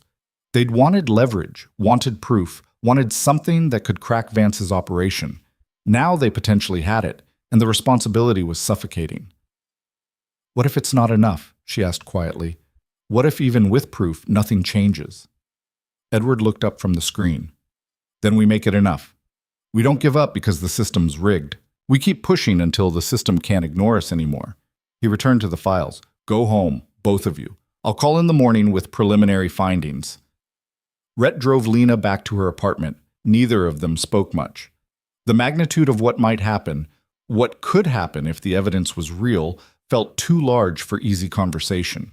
At her door, Rhett paused. You did good tonight. Taking that meeting was risky, but it might have just changed everything. Or it might have been a very elaborate trap that I won't understand until it springs. That's not how traps work. If Vance wanted to hurt you, there are easier ways than fake flash drives and coordinated theater. He was close enough that Lena could see the lines around his eyes, the weathering that came from decades of outdoor work and hard living. You're winning, slowly, but winning. He's making desperate moves. Desperate people make mistakes. You keep saying that because it keeps being true. Lena wanted to believe him, wanted to think that righteousness and evidence and sheer stubborn refusal could overcome money and power and systemic corruption. But belief required energy she didn't have. Thank you, she said instead, for following me tonight, for being here, for all of it. Don't thank me yet. We haven't won anything. Still, Rhett nodded once, then headed back to his truck. Lena watched him drive away, then went inside and triple-locked her door. She made tea she didn't drink and sat at her kitchen table staring at nothing. Somewhere in the county, Patricia Holloway was driving away from her life, fleeing consequences she'd brought on herself by choosing conscience over complicity. Somewhere else, Marcus Vance was sleeping soundly, probably unaware that his operation might be cracking from the inside. And in a small office downtown, Edward Chen was examining evidence that could change everything or nothing. Lena finished her cold tea and went to bed, knowing sleep wouldn't come, but needing to try anyway. Tomorrow would bring answers or more questions, or the next escalation in a war she hadn't chosen but couldn't abandon. Her last thought before exhaustion finally dragged her under was about her mother, who'd built something worth fighting for and hadn't lived to see it threatened. Whether Clara would be proud or horrified by what Lena was doing, she'd never know. But she'd keep doing it anyway. Not because she was strong or brave or certain of victory, because the alternative was surrender, and that was something Lena Hartwell had finally learned she couldn't live with. Edward called at 6 a.m., which told Lena everything she needed to know before he said a word. People who'd been up all night working didn't wait for reasonable hours. It's real, he said without preamble. Every email, every coordination log, every instruction to manufacture violations. Metadata checks out, server headers are authentic, timestamps align with actual inspection dates. Patricia Holloway handed us a prosecutable case. Lena sat up in bed, suddenly awake despite 3 hours of restless sleep. You're sure? I had a colleague in digital forensics review it remotely. He confirmed authenticity. This isn't fabricated or altered. It's the actual internal communications of a county department coordinating with a private developer to harass targeted businesses. Edward's voice carried an edge of excitement underneath the professional calm. We have 23 businesses documented, including yours. Instructions to cite non-existent violations, schedules coordinated to maximize disruption, even discussions about how to word citations to avoid obvious patterns. They were systematic about it. What do we do with it? Multiple things simultaneously. File criminal complaints with the State Attorney General's office. Send copies to the State Ethics Board. Contact media outlets with the documentation. Create enough noise that local authorities can't bury it. He paused. And we move fast. Today. Once Vance realizes this is out, he'll activate every connection he has to suppress it. We need it distributed widely enough that suppression becomes impossible. When do we start? I already started. Emails went out to the Attorney General's office at 5 a.m. I'm meeting with a reporter from the Cascade Tribune at 9. She covers corruption and has been looking for a way into Iron Ridge's development controversies. Papers rustled in the background. But I need you to do something difficult. I need you to go public. Press conference, social media, whatever platforms you have access to. Tell your story, explain what's been happening, and release the evidence yourself. Make this personal. Make it visible. Make it impossible to ignore. Lena's stomach clenched. I'm not a public speaker. I barely manage customer conversations without my hands shaking. I know, but this can't just be legal filings and official channels. People respond to human stories, not documents. You're the face of what Vance has been doing, your bakery, your mother's legacy, your fight to survive. That resonates in ways legal briefs don't. What if I mess it up? Say the wrong thing, open us to lawsuits? I'll prepare talking points, keep you focused on documented facts, personal experience, nothing that crosses into defamation. But Lena, his voice softened slightly, this is your chance to control the narrative. Right now, you're the struggling baker who can't keep her business afloat. This changes that story. This makes you someone who exposed corruption and fought back. Lena stood up, paced her small apartment. Vance will come after me harder. Vance will be fighting for his own survival. Once this is public, once law enforcement is involved, his ability to operate freely diminishes. He'll still be dangerous, but less directly so. Edward was typing rapidly now. I'm sending you documents. Read them, understand them, be prepared to answer questions. Press conference is at 2 p.m. at the bakery. I've already contacted local media and social channels. We do this today while we have momentum. Today? Jesus. Okay. Today. Call the others from Morrison's group. We need bodies, supporters, people willing to stand with you publicly. The more unified front we present, the harder we are to dismiss. Lena spent the next hour reading through documents Edward sent, her coffee going cold as she absorbed the scope of what Patricia had provided. It was damning, not just suggestive or circumstantial, but explicit coordination between Vance's office and multiple county departments.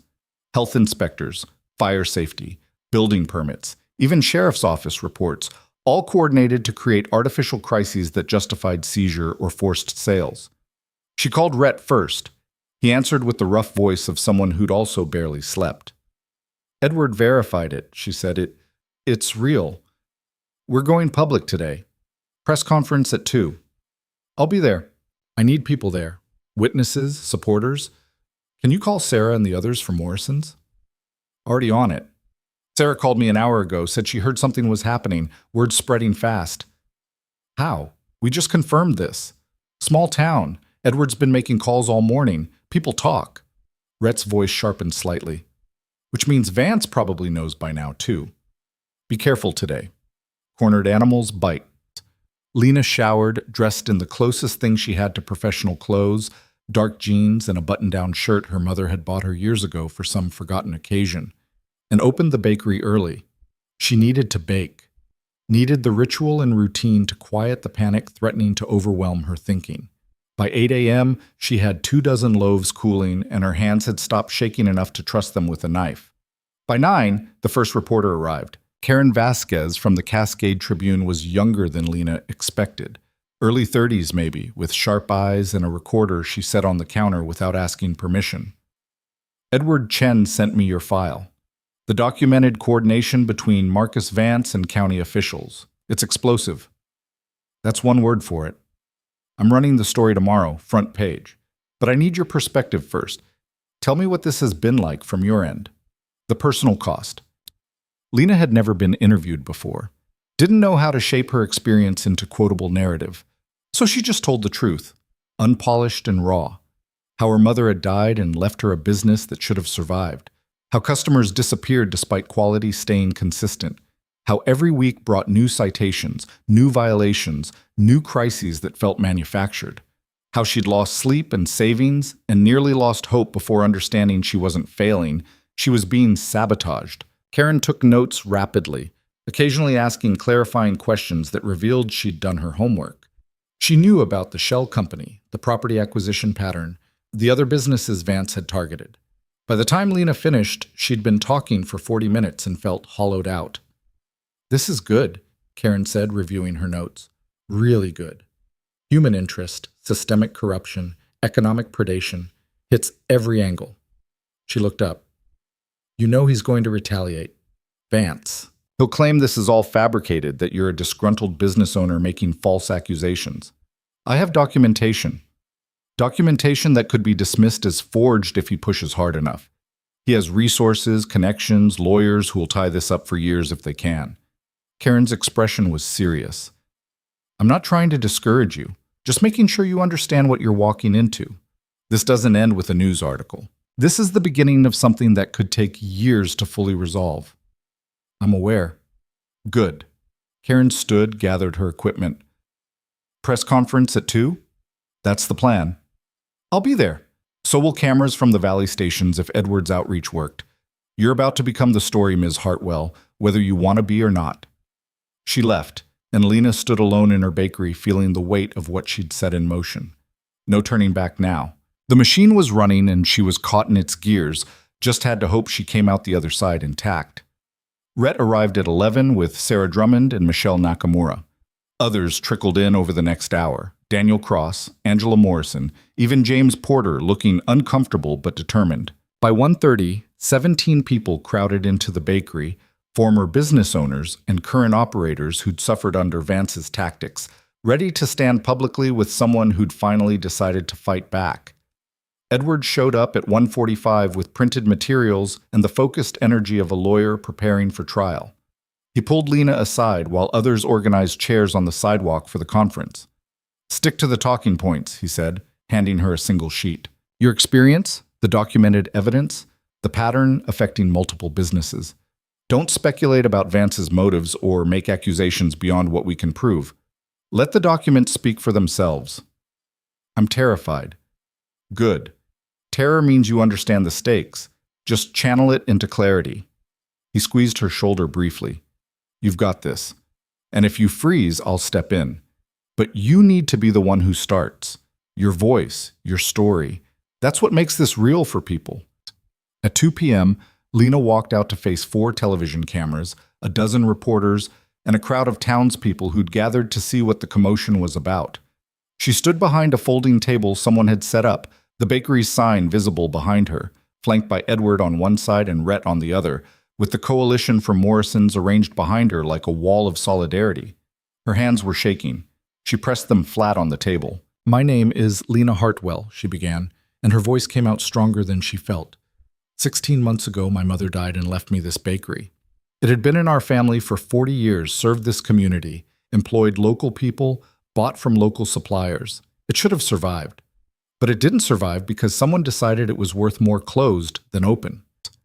She looked at the cameras, at the faces of people she'd known her entire life, at strangers with notebooks recording every word.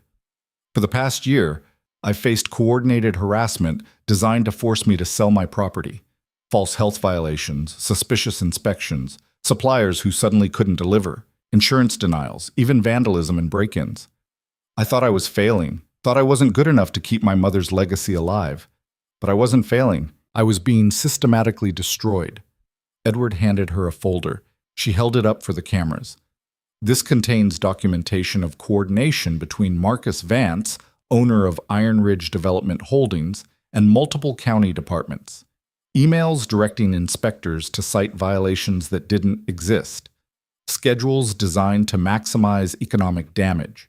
Instructions on how to word citations to avoid patterns. 23 businesses documented over 5 years, all targeted because they occupied property Vance wanted. The crowd had gone very quiet. Even people who'd been skeptical were leaning in now, attention caught. I'm not the only victim.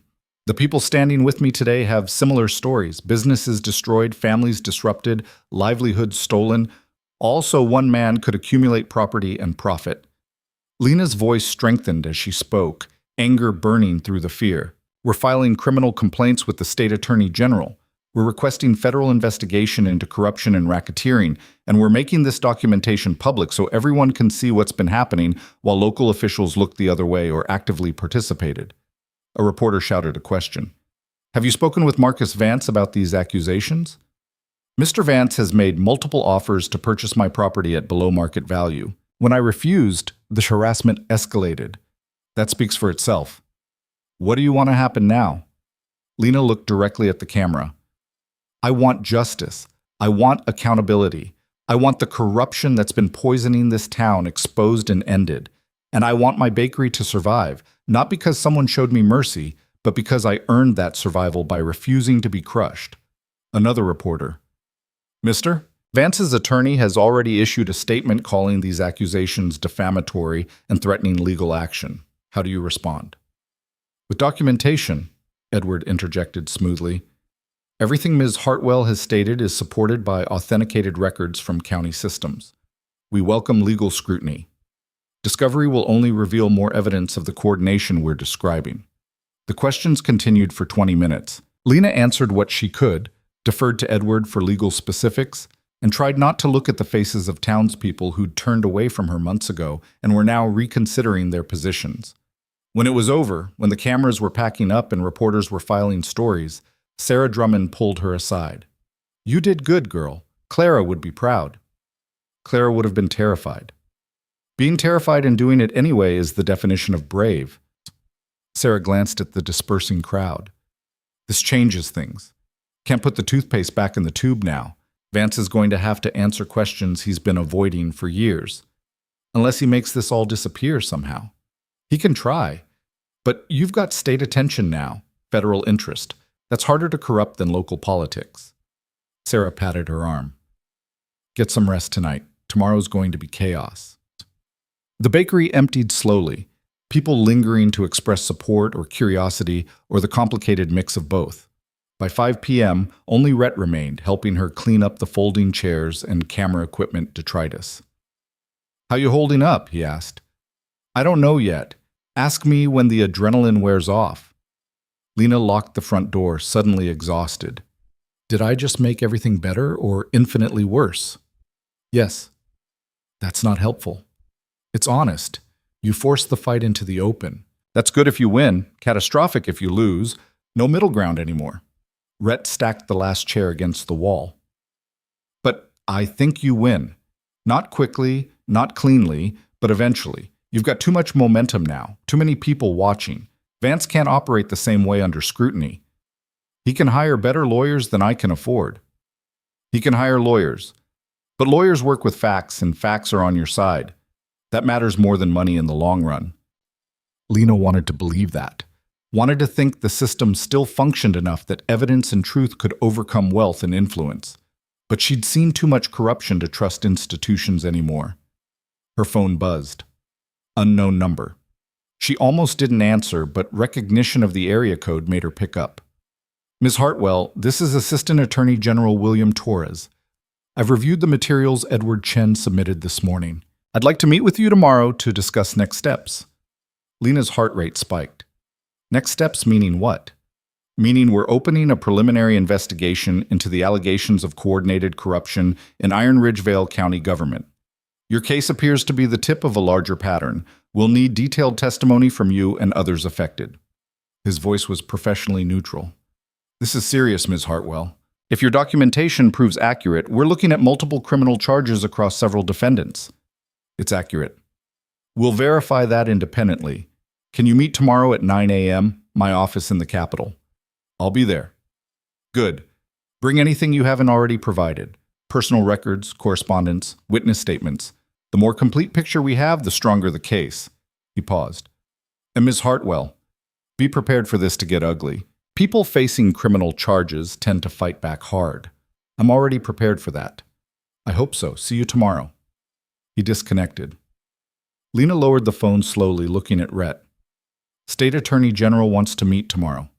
They're opening an investigation. That's good. That's what we wanted. So why does it feel like I just jumped off a cliff? Because you did. We all did. But better to jump on your terms than get pushed on his. Rhett grabbed his jacket. I'm driving you to the Capitol tomorrow. Non-negotiable. It's 3 hours each way. Then we'll have 6 hours to prepare your testimony and decompress. You're not doing this alone. Lena was too tired to argue. They locked up together and stepped into the October evening, the air sharp with coming winter. Main Street was quieter than usual, but she could feel attention on her. People in shops watching, curtains twitching in apartment windows. The press conference had changed something fundamental in the town's awareness. She was no longer the struggling baker who couldn't keep her business alive. She was the woman who'd accused Marcus Vance of corruption and had documentation to back it up. That made her either a hero or a problem, depending on who you asked. Her apartment was undisturbed, thankfully. She ate leftover soup that Rhett had made, showered, and tried to sleep, but managed only fitful dozing interrupted by anxiety spirals. By 3 a.m., she gave up and started prepping for tomorrow's meeting, organizing documents and memories into something coherent. At 5, she went to the bakery and baked because that's what she did when the world felt unmanageable. By 6:30, she had fresh loaves and Rhett was knocking on the back door. They drove to the Capitol mostly in silence, the kind of quiet that came from having said everything already and just needing to sit with the weight of what was happening. The Assistant Attorney General's office was in a gray building that radiated bureaucratic authority. William Torres was older than his voice suggested, 50s maybe, with silver hair and the tired eyes of someone who'd seen too much corruption to be surprised by any of it. He spent 3 hours taking Lena through her timeline, asking detailed questions, occasionally stopping to make notes or clarify points. Another attorney sat in, recording everything, and twice they paused to consult with someone over the phone about jurisdictional issues. By noon, Lena felt wrung out and exposed, like every private struggle of the past year had been laid bare and examined under fluorescent lights. "This is consistent with the other testimonies we've been collecting," Torres said finally. "The pattern is clear. What's less clear is the full extent of Vance's operation and which officials were complicit versus coerced." He closed his folder. "We'll need several weeks to build the case properly. In the meantime, I need you to document everything, any contact from Vance or his representatives, any changes in how county officials treat you, any attempts at intimidation or retaliation. Everything goes on record." "What about protection? If he decides I'm too much of a threat?" "We can arrange increased law enforcement presence, but I'll be honest, if Vance wants to hurt you, a restraining order won't stop him. Your best protection is visibility. Stay public, stay surrounded by people. Make sure any action against you would be obviously connected to him." Torres stood, extending his hand. "You did the right thing coming forward. Takes courage most people don't have. Courage or desperation. I'm not sure which." "Often the same thing." He walked them to the door. "Watch your back, Ms. Hartwell. People don't like being exposed, and Marcus Vance has spent decades building an empire on staying unexposed. He's going to fight." The drive back was heavier than the drive up. Lena stared out the window at landscape she barely registered, mind spinning through possibilities and consequences. "You're quiet," Rhett said somewhere around the halfway point, "thinking about what comes next. Torres is right that Vance will fight back. Question is how. Legal channels, probably. Defamation suits, attempts to discredit the evidence, pressure on witnesses to recant." Rhett navigated around a slow truck. "But he's limited now. Acting against you directly ties him to retaliation. He's got to be more subtle." "Subtle can still be effective." "Sure. But subtle takes time, and time works against him. Every day this investigation continues. More evidence surfaces, more people come forward. His window for controlling the narrative is closing." They got back to Iron Ridge Vale around 4 p.m. The town felt different somehow, charged with awareness that hadn't been there before. People on the streets watched Lena's truck pass with expressions she couldn't quite read. The bakery had a note taped to the door. She'd closed for the day to make the meeting. From someone named Jennifer Park saying she'd heard about the press conference and wanted to buy bread tomorrow, first time in months. Small victories. Inside, everything was as she'd left it. The bread from this morning's bake still sat cooling, unsold. The kitchen was clean. The bills were still unpaid on her desk. Press conference and state investigations didn't change the fundamental reality that her business was barely surviving. But something had shifted. Some weight had lifted, redistributed, become less crushing. Lena started cleaning equipment that was already clean, needing the motion. Rhett made coffee without asking, and they sat at the back table like they had a dozen times over the past weeks. Two people who'd stumbled into alliance and found something more solid than either expected. "Thank you," Lena said, "for driving me today. For all of it. Stop thanking me. Makes it transactional." "What is it if not transactional?" "Partnership, maybe. Two people who decided to stand against something wrong." Rhett drank his coffee, staring at nothing. "I've been alone a long time. Chose that mostly. Easier to move through the world when you're not connected to anything. But easier isn't always better." "You thinking about staying after this is over?" "I don't know. Haven't thought that far ahead." He looked at her directly. "Depends on what there is to stay for." The weight of that statement sat between them, implications Lena wasn't ready to examine. Before she could respond, someone knocked on the front door. Hard, insistent. Through the glass, she could see Marcus Vance. Rhett was on his feet immediately, positioning himself between Lena and the door. Don't open it. He can't do anything with you here, and if he tries, that's more evidence. Lena walked to the door, unlocked it, opened it just wide enough to talk. We're closed. Vance looked different than he had at previous encounters. Rumpled, slightly. Tie loosened. The polish had slipped to reveal something harder underneath. You've made a serious mistake. I've made several. You'll need to be specific. This press conference, these accusations, the documentation you claim to have. His voice was controlled but tight. You're opening yourself to legal action that will destroy what's left of your finances. Your attorney already threatened that. Edward's prepared to defend. Edward Chen is out of his depth, as are you.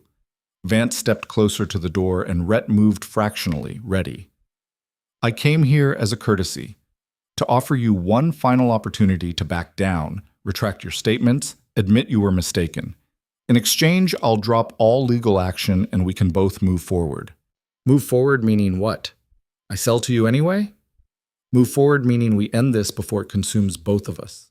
You're not going to win, Ms. Hartwell. Even if some of your accusations have merit, I have resources to tie this up in litigation for years. You'll be bankrupt and broken long before any resolution. Lena studied him through the narrow door opening. He looked tired, looked worried, looked like someone whose carefully constructed operation had just been exposed to daylight and was scrambling to contain the damage. You're scared. I'm pragmatic. There's a difference. No, you're scared. Because for the first time, you're facing consequences. The state attorney general is investigating. Federal authorities might get involved. Your local protection doesn't extend that far. Lena felt something fierce rising in her chest. You've spent years crushing people who couldn't fight back. Now you're facing someone who won't stop fighting, and you don't know how to handle that. Vance's expression hardened. You think you're brave. You think you're fighting for something noble, but you're just stubborn and foolish, and that combination is going to cost you everything.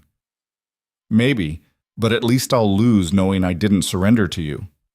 Nobility doesn't pay bills. Neither does selling my soul. Lena stepped back. We're done here. Next time you want to communicate, do it through lawyers.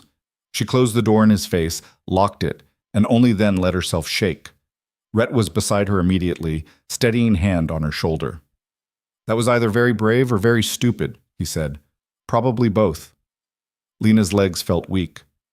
But I meant it. I'm done being intimidated. Through the window, they watched Vance stand on the sidewalk for a long moment, staring at the bakery like he was calculating something. Then he walked away, pulling out his phone, already making calls to whoever he called when things went wrong. The rest of the evening passed in strange calm. Lena half expected more confrontation, more escalation, but nothing came. She closed up at 6, went home, ate dinner that she barely tasted, and fell asleep before 9 from sheer exhaustion. She woke at 2 a.m. to her phone ringing. Sheriff Hastings, the display said. Ms. Hartwell, there's been an incident at your bakery. You need to come down here now. Lena was moving before she fully processed the words, pulling on clothes, grabbing keys. What kind of incident? Fire. Someone called it in 20 minutes ago. Fire department's on scene. The line went dead. Lena drove the 3 blocks faster than she should have, her heart somewhere in her throat. She could see the lights before she turned onto Main Street, red and blue strobing against buildings, fire trucks bulk blocking the road. The bakery was burning. Not fully engulfed, but smoke poured from the back kitchen area and flames were visible through the rear windows. Firefighters were already working, hoses deployed, but Lena could see the damage even from here. Could see 40 years of family history being consumed. She tried to run toward it, but someone caught her arm. Rhett, apparently monitoring police scanners or following some instinct that told him to come. You can't go in there. That's my business. That's my mother's. Her voice broke. I know, but running into a burning building doesn't save it. They stood behind the fire line and watched professionals work. The fire was contained within 30 minutes, knocked down to smoldering ruins and smoke. Chief Brennan approached them, his face grim. Started in the kitchen. Accelerant used, we found evidence of gasoline. This was arson, Ms. Hartwell. Someone wanted your bakery destroyed. How bad? Bad. Kitchen's gone. Front room has smoke and water damage throughout. Equipment's ruined. You're looking at complete rebuild. He glanced at Sheriff Hastings, who'd been standing nearby pretending not to listen. Sheriff's going to investigate, but I'll tell you what I think. This was professional. Quick, efficient, designed to cause maximum damage without spreading to neighboring buildings. Whoever did this knew what they were doing. Lena stared at the smoking wreckage of everything she'd fought to save. Her mother's ovens, ruined. The display cases her grandfather built, destroyed. The kitchen where 3 generations of Hartwell women had baked bread, reduced to charred ruins. This was Vance, she said flatly. Retaliation for the press conference. Hastings stepped forward. That's a serious accusation without evidence. Without evidence? I accuse him of corruption publicly, and 12 hours later my business burns down with evidence of arson. That's not coincidence. It's also not proof. Mr. Vance was at a public dinner with 24 witnesses when this fire started. He couldn't have said it personally.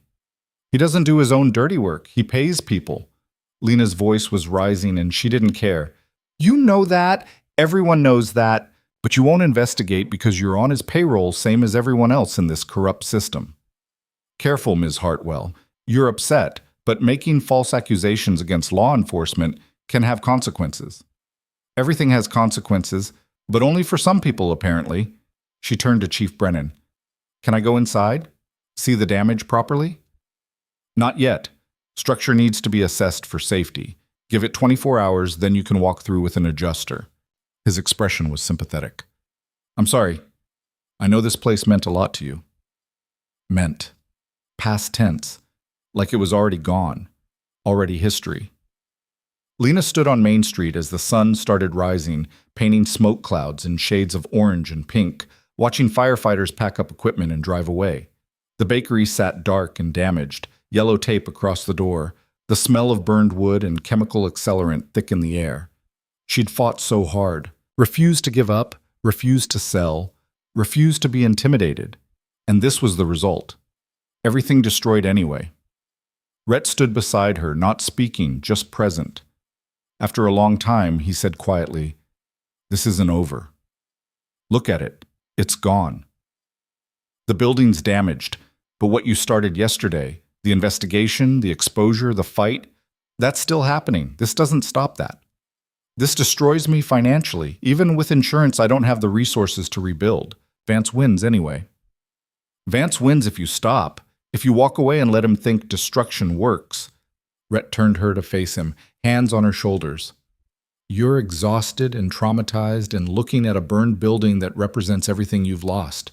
But you haven't lost the fight. You've lost a battle. There's a difference. I don't have anything left to fight with. You have evidence that's with the state attorney general. You have testimony that's already on record. You have a coalition of people who are backing you. And you have the fact that Vance just committed arson to shut you up, which is going to look really bad when investigators connect those dots. His grip tightened slightly. You wanted to expose him. This fire might be the thing that finally does it completely. Criminal arson in retaliation for whistleblowing? That's federal territory. That's the kind of desperation that destroys careers. If we can prove it, we can prove it. Maybe not immediately, but eventually. Arson investigations are thorough. If there's any connection between this fire and Vance, it'll surface. He released her shoulders. Right now, you need rest. Tomorrow, you start rebuilding. Not the building. That comes later. Rebuild your case, your strategy, your resolve. Show everyone that burning your bakery didn't break you. Lena wanted to believe that. Wanted to find that reserve of strength that had carried her through 16 months of struggle. But staring at the wreckage of her mother's legacy, she felt empty. I'll try, she said finally. That's all I can promise. That's enough. They stayed until the last fire truck left, until the sun was fully up and Main Street started filling with people coming to see the damage. Lena heard the whispers, saw the looks, some sympathetic, some suspicious, some openly blaming her for bringing this trouble to their quiet town. Mrs. Chen appeared around 8, took one look at the bakery, and started crying. Lena found herself comforting the old woman even though she was the one who'd lost everything, some instinct to care for others overriding her own grief. "Your mother would be so angry," Mrs. Chen said through tears. "She built this place with her own hands." "I know." "You'll rebuild?" Lena didn't have an answer for that. Rebuilding required resources she didn't have, energy she'd exhausted, hope she'd burned through. "I don't know." "You have to. Otherwise they win." Everyone kept saying that, like winning and losing were the only options, like there wasn't a third category of just being too broken to continue. But maybe that was losing too, just by a different name.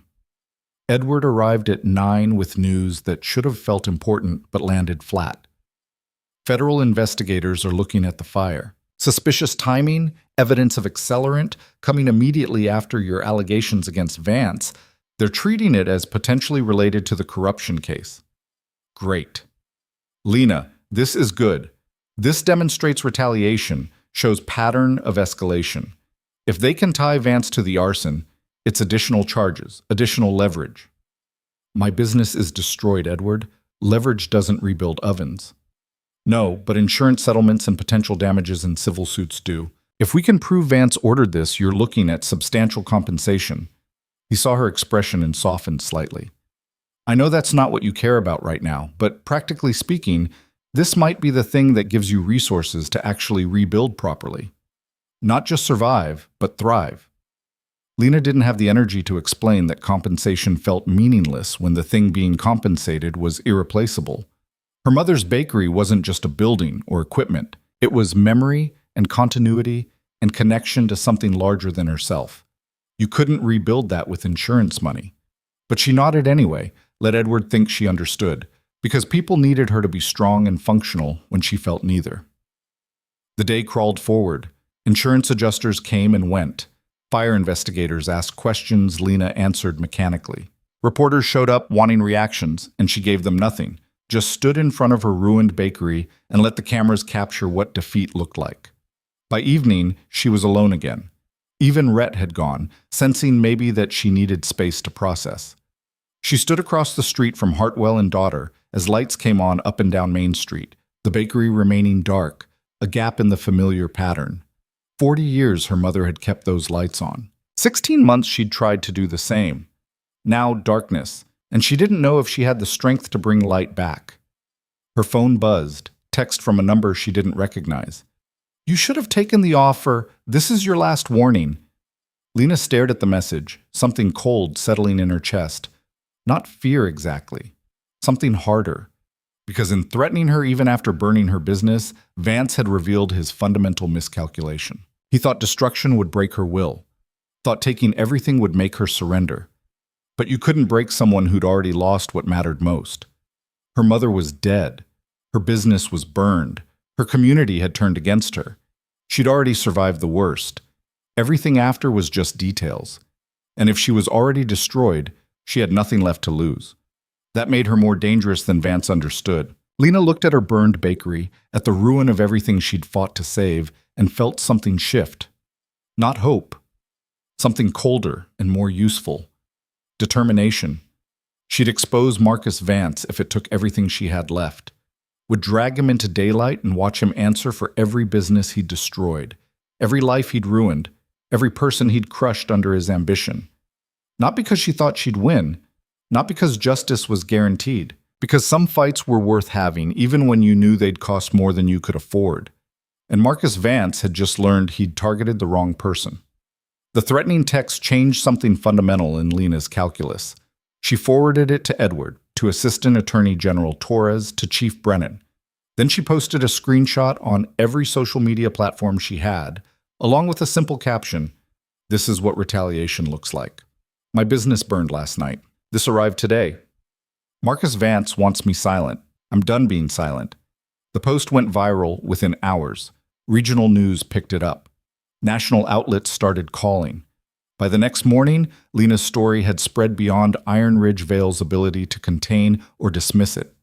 The struggling baker fighting corruption had become the baker whose business was burned in apparent retaliation, and that narrative had teeth the earlier one hadn't quite achieved. Rhett showed up at her apartment at 6 a.m. with coffee and the look of someone who'd been monitoring developments all night. Federal arson investigators want to talk to you today. They're treating the fire as possible witness intimidation. Good. Karen Vasquez published a follow-up piece connecting the fire to your allegations. It's getting traction. He set the coffee on her small kitchen table. How are you doing? I'm furious, which is better than devastated, I guess. Lena wrapped her hands around the coffee cup. I keep thinking about my mother, how she'd respond to this, whether she'd keep fighting or cut her losses. What do you think she'd do? She'd fight, but she was stronger than me. You're literally still standing after someone burned your business down. That's pretty strong. Rhett sat across from her. Edward's working on expediting the insurance claim. And there's something else. Donations. Your social media post triggered a wave of donations from people who want to help you rebuild. Last I checked, it was over 40,000. Lena stared at him. 40,000? From strangers? From people who are tired of watching corruption win. You've become a symbol of something bigger than just your bakery. He pulled out his phone, showed her the donation page someone had set up. The comments were overwhelming. People from across the country contributing $10, $50, sometimes hundreds, with messages of support and solidarity. I don't know what to do with this, Lena said quietly.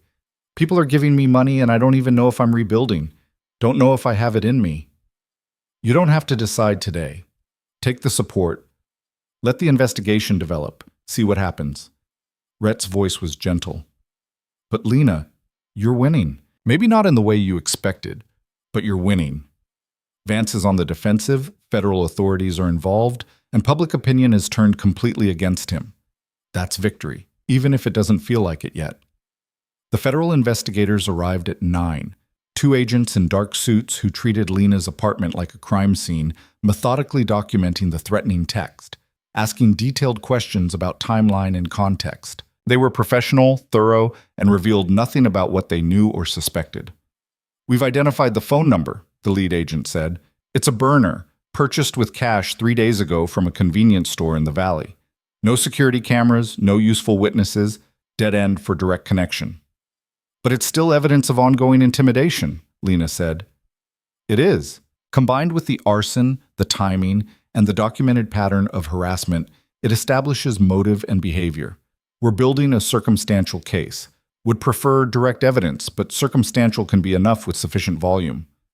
The agent closed his notebook. We're also investigating the arson itself.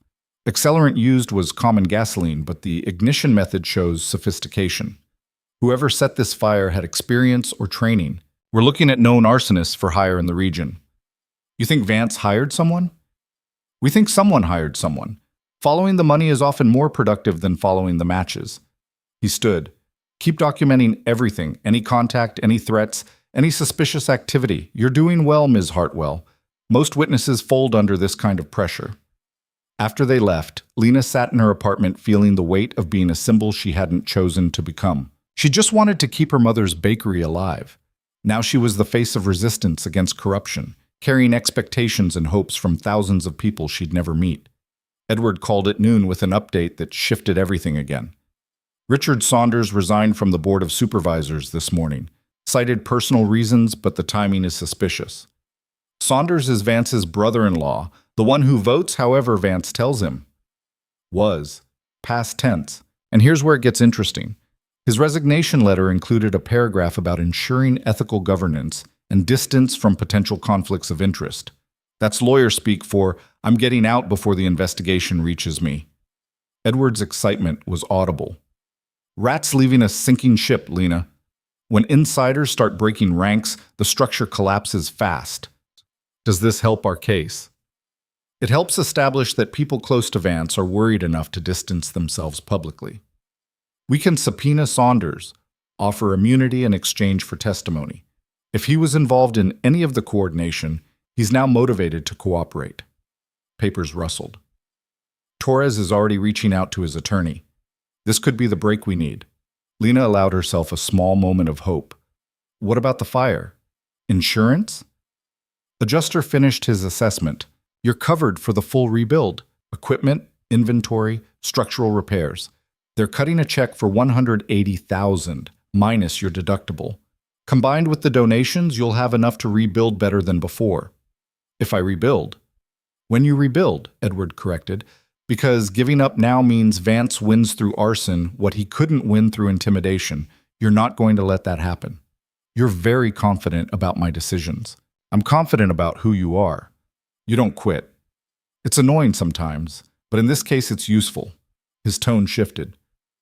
Preliminary hearing for the criminal complaints is scheduled for next month. State's moving faster than I expected, which suggests they think they have a strong case. Be ready to testify. The days that followed blurred together in a chaos of interviews, legal consultations, and planning sessions. The donation fund continued growing, reaching $60,000 by the end of the week. Regional and national media picked up the story, framing it as David versus Goliath with actual consequences. Lena did phone interviews she barely remembered, said things that sounded braver than she felt, and tried not to think about the burned husk of her mother's bakery sitting empty on Main Street. Sarah Drummond organized the coalition for Morrison's Bar into a rotating support system. Someone was always checking on Lena, bringing food, helping with paperwork, making sure she wasn't isolated. It was overwhelming and necessary in equal measure. Mrs. Chen visited daily, bringing tea and treating Lena like a granddaughter who needed looking after. Your mother would be proud, she said one afternoon, unprompted.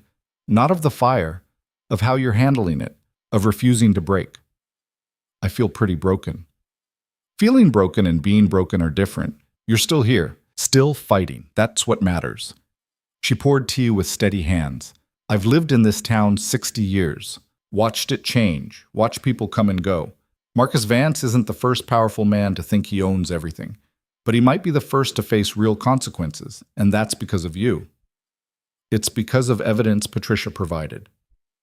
Evidence is paper. You're the person who made people care about that paper. That's harder and more important. Mrs. Chen sipped her tea. When will you rebuild?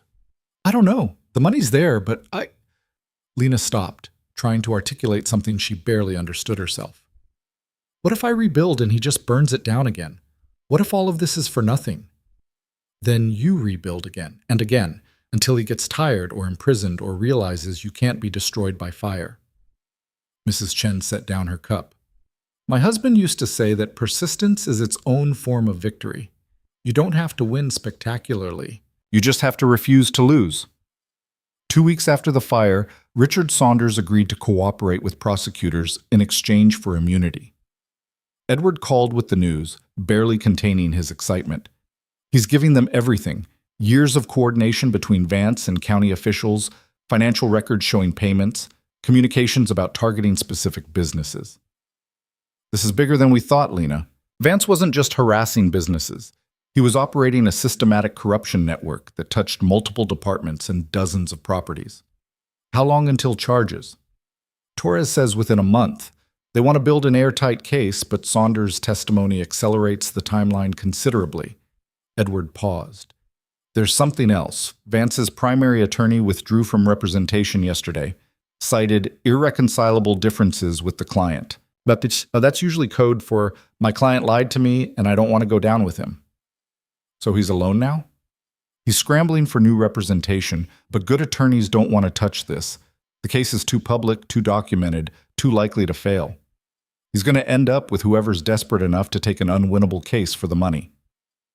Lena sat with that information, trying to feel the victory Edward clearly felt. It was there, somewhere under the exhaustion and trauma.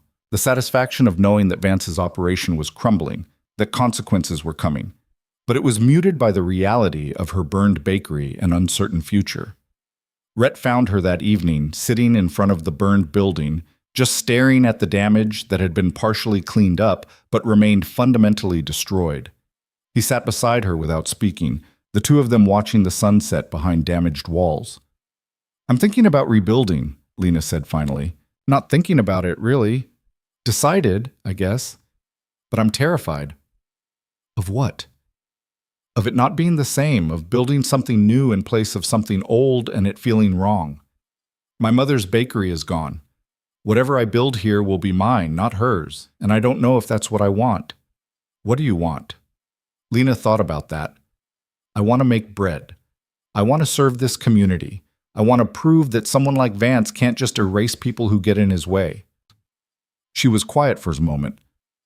I want my mother to be proud of me, but she's dead and I'll never know if she would be. She would be, Rhett's voice was certain.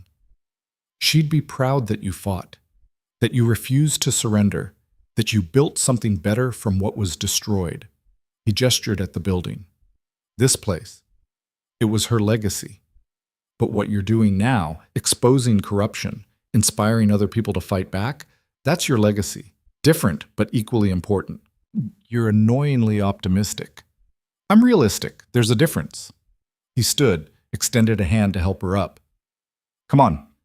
Sarah's organized a planning meeting at Morrison's. Architects, contractors, people who want to help design the rebuild. You should be there. The meeting was more than Lena expected. 20 people crowded into Morrison's back room, including contractors offering discounted labor, an architect who donated design work, suppliers promising materials at cost. They'd brought sketches and ideas, all built around the concept of honoring what Hartwell and daughter had been while creating something sustainable for the future. The structure is salvageable, the architect explained, spreading blueprints across the table. We'd need to rebuild the kitchen completely, but we can preserve the original bones, exposed brick, refurbished floors, new equipment that's more efficient than what you had, modern functionality, historical character. Lena studied the drawings, seeing her mother's bakery transformed but recognizable. How long would this take? 4 months if we push, 6 if we're realistic. But we can have a temporary operation running sooner, partner with another business to use their kitchen, sell at farmers markets, maintain presence while the rebuild happens. Keep the business alive even as the physical space recovers. I can host you, Sarah Drummond said. Got a commercial kitchen on my farm that I barely use. You can bake there, sell at my farm stand and around town. Won't be the same as having your own place, but it keeps you operational. I can't afford to pay you market rent. Who said anything about market rent? You pay me in bread and gratitude. Sarah's expression was firm. We take care of our own, and after what you've done, exposing Vance and his corruption, you're definitely our own. The support was overwhelming. Lena had spent 16 months feeling isolated and judged, watching her community turn away. Now that same community was offering resources and labor, treating her not as a failure, but as someone worth investing in. Thank you, she managed. All of you. I don't have words. Don't need words, the architect said. Just need your approval on the design, and we can start permitting next week. Lena looked at the blueprints again, imagining her mother's legacy rebuilt and transformed. It scared her, but staying scared meant staying broken, and she was done with that. Let's do it, she said. Let's rebuild. The planning meeting became a celebration that stretched late into the evening. People shared stories about Hartwell and daughter, memories of Clara Hartwell and her legendary sourdough, hopes for what the rebuilt bakery could become. Lena found herself laughing for the first time in weeks, feeling connected to something larger than her own struggle. Rhett drove her home around 11, the truck's heater fighting against October cold that had deepened toward winter. You did good tonight, he said. Accepting help isn't easy for you. No, I keep thinking I should do everything myself or it doesn't count. That's a fast way to fail. Smart people build teams, accept support, recognize that solo heroics only work in movies. He pulled up to her apartment building. You're not alone in this anymore. That's strength, not weakness. Well, when did you get wise? I've had 20 years to think about mistakes. Makes you either bitter or philosophical. I chose philosophical. He was quiet for a moment. I'm staying, by the way, in Iron Ridge. After this is over, after Vance is dealt with, after the bakery's rebuilt. I'm staying. Lena's chest tightened. Why? Because I'm tired of running, and because... He stopped, seemed to be choosing words carefully. Because I've spent enough time around you to know that whatever I'm looking for, it's probably here. In this town, helping with this fight, being part of something that actually matters. That's not a declaration. It's as close as I get. Take it or leave it. Lena took it, leaned across the truck's bench seat and kissed him, quick and certain, before she could overthink it. When she pulled back, Rhett's expression was startled but pleased. That works too, he said. Don't make it weird. Wouldn't dream of it. But he was smiling as she climbed out of the truck, and she was smiling as she walked into her building, and for the first time in longer than she could remember, something in her chest felt light instead of crushed. The criminal charges against Marcus Vance were filed 3 weeks later. 12 counts, including corruption, bribery, witness intimidation, conspiracy to commit arson, and racketeering. The indictment was 50 pages long and implicated 6 other individuals, including 2 county officials and the former health department supervisor. The press conference announcing the charges was held at the state capitol, with Assistant Attorney General Torres delivering the details to a packed room of journalists. Lena watched it on live stream from Sarah Drummond's farm kitchen, where she'd been baking bread every morning for the past 2 weeks, slowly rebuilding her customer base through sheer persistence and quality. This represents one of the most systematic corruption schemes we've uncovered in recent state history, Torres said, his voice carrying the weight of prosecutorial certainty. Mr. Vance and his co-conspirators used their positions and influence to destroy legitimate businesses, manipulate public systems for private gain, and intimidate witnesses who threatened to expose their operations. The charges reflect years of illegal activity affecting dozens of victims. A reporter shouted a question. What prompted this investigation? The courage of one individual who refused to be silenced. Lena Hartwell exposed a pattern that might have continued indefinitely if she hadn't fought back. Her testimony, combined with evidence from cooperating witnesses and documentary records, forms the foundation of our case. Watching herself become part of the public record was surreal. Lena the baker had become Lena the whistleblower, the symbol, the person whose story apparently mattered to people beyond Iron Ridge Vale. It was uncomfortable and necessary and entirely outside her comfort zone. The trial was set for 6 months out, which Edward explained was actually fast for a case this complex. Vance will try to delay, but the judge seems inclined to move quickly. Public interest is high, evidence is strong. Courts don't like systematic corruption cases dragging out. What happens to me during those 6 months? You rebuild your bakery and your life. You testify when required. You let the legal system work while you focus on what you can control. Edward smiled. You've done the hard part already, standing up. Everything else is just process. The rebuild began in early November with demolition of the damaged kitchen.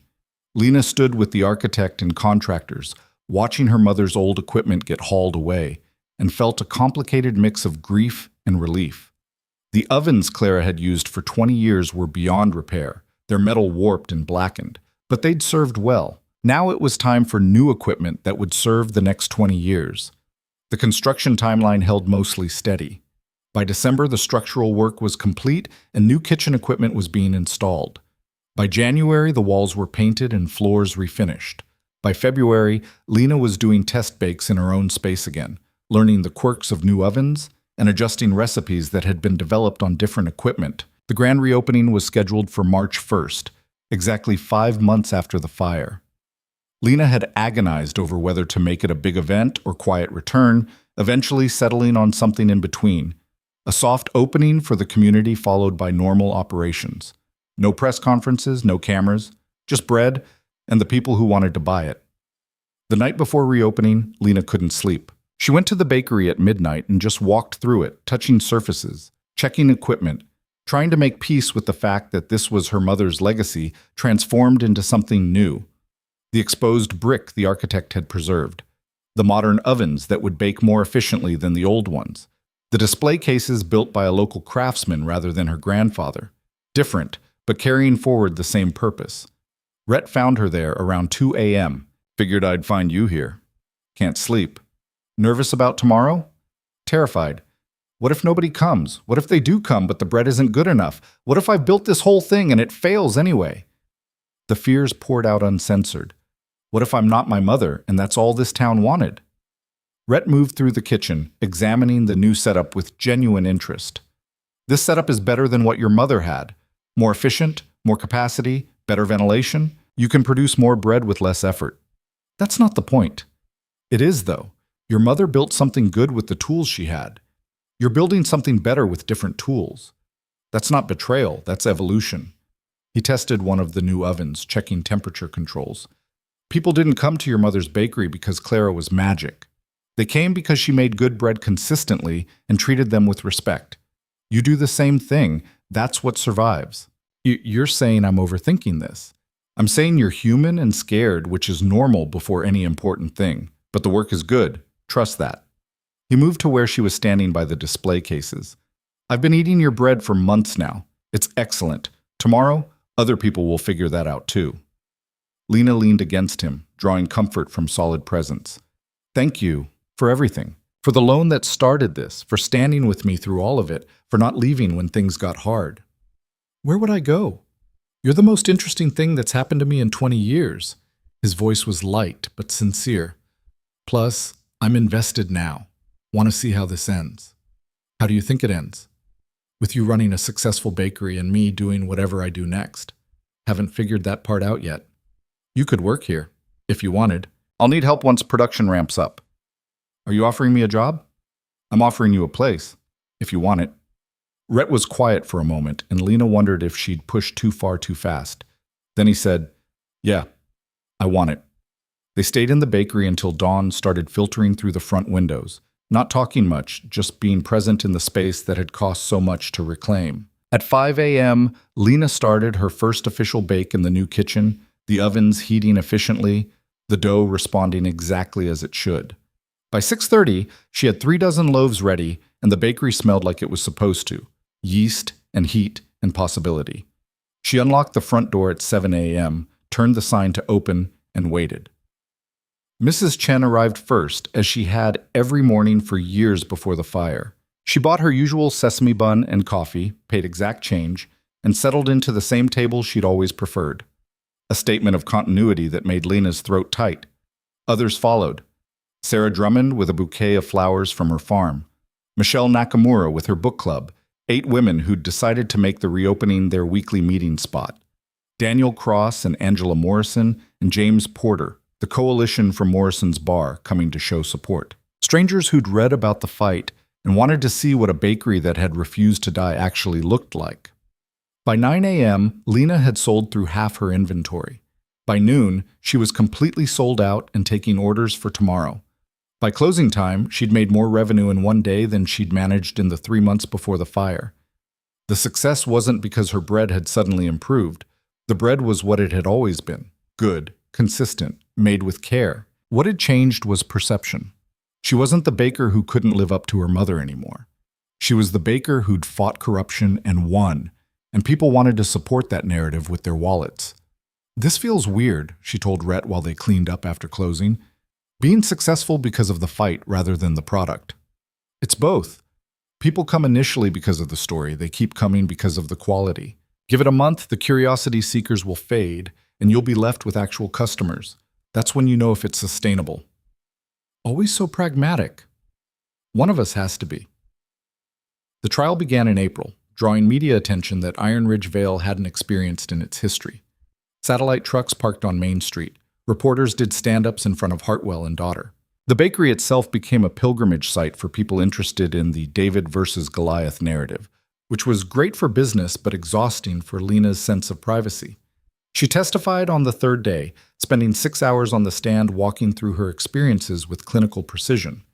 Edward had prepared her well, keeping her focused on documented facts rather than emotional reactions. The defense attorney tried to paint her as a disgruntled business owner, exaggerating ordinary business failures, but the documented evidence and testimony from others who'd faced identical tactics undermined that narrative effectively. Watching Marcus Vance sit at the defense table, diminished and defensive, should have felt more satisfying than it did. Lena realized she didn't actually hate him, which surprised her. She felt sorry for him in a distant way for being someone so consumed by accumulation that he'd destroyed lives without apparently registering them as real. The trial lasted 3 weeks. The jury deliberated for 2 days. When they returned with guilty verdicts on 9 of the 12 counts, including the arson conspiracy charge, the courtroom erupted in restrained chaos. Lena sat in the gallery feeling numb, like she was watching this happen to someone else. Sentencing came a month later. 8 years in federal prison, substantial fines, and permanent prohibition from holding positions of public trust. Richard Saunders got probation and community service for his cooperation. Other co-conspirators received sentences ranging from 2 to 5 years. Outside the courthouse, reporters wanted Lena's reaction. She gave them something brief and professional that Edward had helped her prepare, then escaped to where Rhett was waiting with his truck. "How do you feel?" he asked as they drove away from the media circus. "Tired. Relieved. Sad, kind of. Like this should feel more momentous than it does." She watched the countryside pass by the window. "I wanted justice. Got it. But it doesn't fix the past year. Doesn't bring back my mother or undo the stress or repair all the damage that was done. No. Justice is just consequences. It's not healing." Rhett navigated onto the highway back toward Iron Ridge. Healing comes from other places. From rebuilding, from community, from choosing to keep going despite what was broken. "You should write fortune cookies." "I'm serious." "I know, that's what makes it annoying." But she was smiling slightly. "Thank you for coming to the trial every day, for sitting through all of that boring legal testimony just to be there." "Wasn't boring, was interesting seeing how justice actually works when it works." He glanced over at her. "You did good up there. Stayed calm, stayed factual, didn't let them rattle you. I was terrified the entire time. Being terrified and doing it anyway is basically your brand at this point." They got back to Iron Ridge Vale around sunset, the town settling into evening routines that felt normal for the first time in a year. The bakery was closed. Lena had hired part-time help to cover when she had trial obligations. But she went there anyway, just to walk through and remember why all of this had mattered. Her mother's bakery had become her own. The equipment was new, the layout was different, but the purpose remained the same. Make good bread, serve the community, create something that lasted beyond the individual who created it. Lena stood in her kitchen and felt her mother's presence not as haunting, but as blessing. Claire would have approved of this, she thought. Not the fire, or the fight, or the pain, but the refusal to surrender. The choosing to rebuild rather than retreat. The transformation of legacy into something that honored the past, while embracing a different future. "I did it, Mom," she said to the empty kitchen. "I kept it alive. Different than you had it, but alive." The silence that answered felt like acceptance. Over the following months, the bakery continued stabilizing. The curiosity customers faded as predicted, replaced by genuine regulars who came for the bread rather than the story. Revenue settled into sustainable patterns. Lena hired 2 part-time employees and taught them her mother's recipes with her own modifications. The business grew slowly, organically, building on solid foundation rather than viral attention. Rhett officially came on as business partner rather than just employee, contributing the remainder of his savings in exchange for 20% ownership. He handled supplier relationships and business operations while Lena focused on production and recipe development. The partnership worked because they were honest about their different strengths and didn't try to control everything themselves. "We should expand," Rhett said one morning in August, reviewing financials. "Add a second oven, increase capacity. Demand is there. We're turning away wholesale orders from restaurants. Expansion costs money. Expansion makes money if done right, and we have the capital now." He slid the projections across to her. Small growth, sustainable increase. Not trying to take over the world, just meeting actual demand. Lena studied the numbers, seeing her mother's small bakery becoming something bigger but still recognizable. "Okay, let's do it." They expanded in September, adding equipment and adjusting workflow. By October, exactly 1 year after Vance's first intimidation attempt, Hartwell and Daughter was producing 3 times the volume it had before the fire, employing 5 people, and generating enough profit that Lena could actually pay herself a living wage. The first anniversary of the fire passed with quiet recognition rather than ceremony.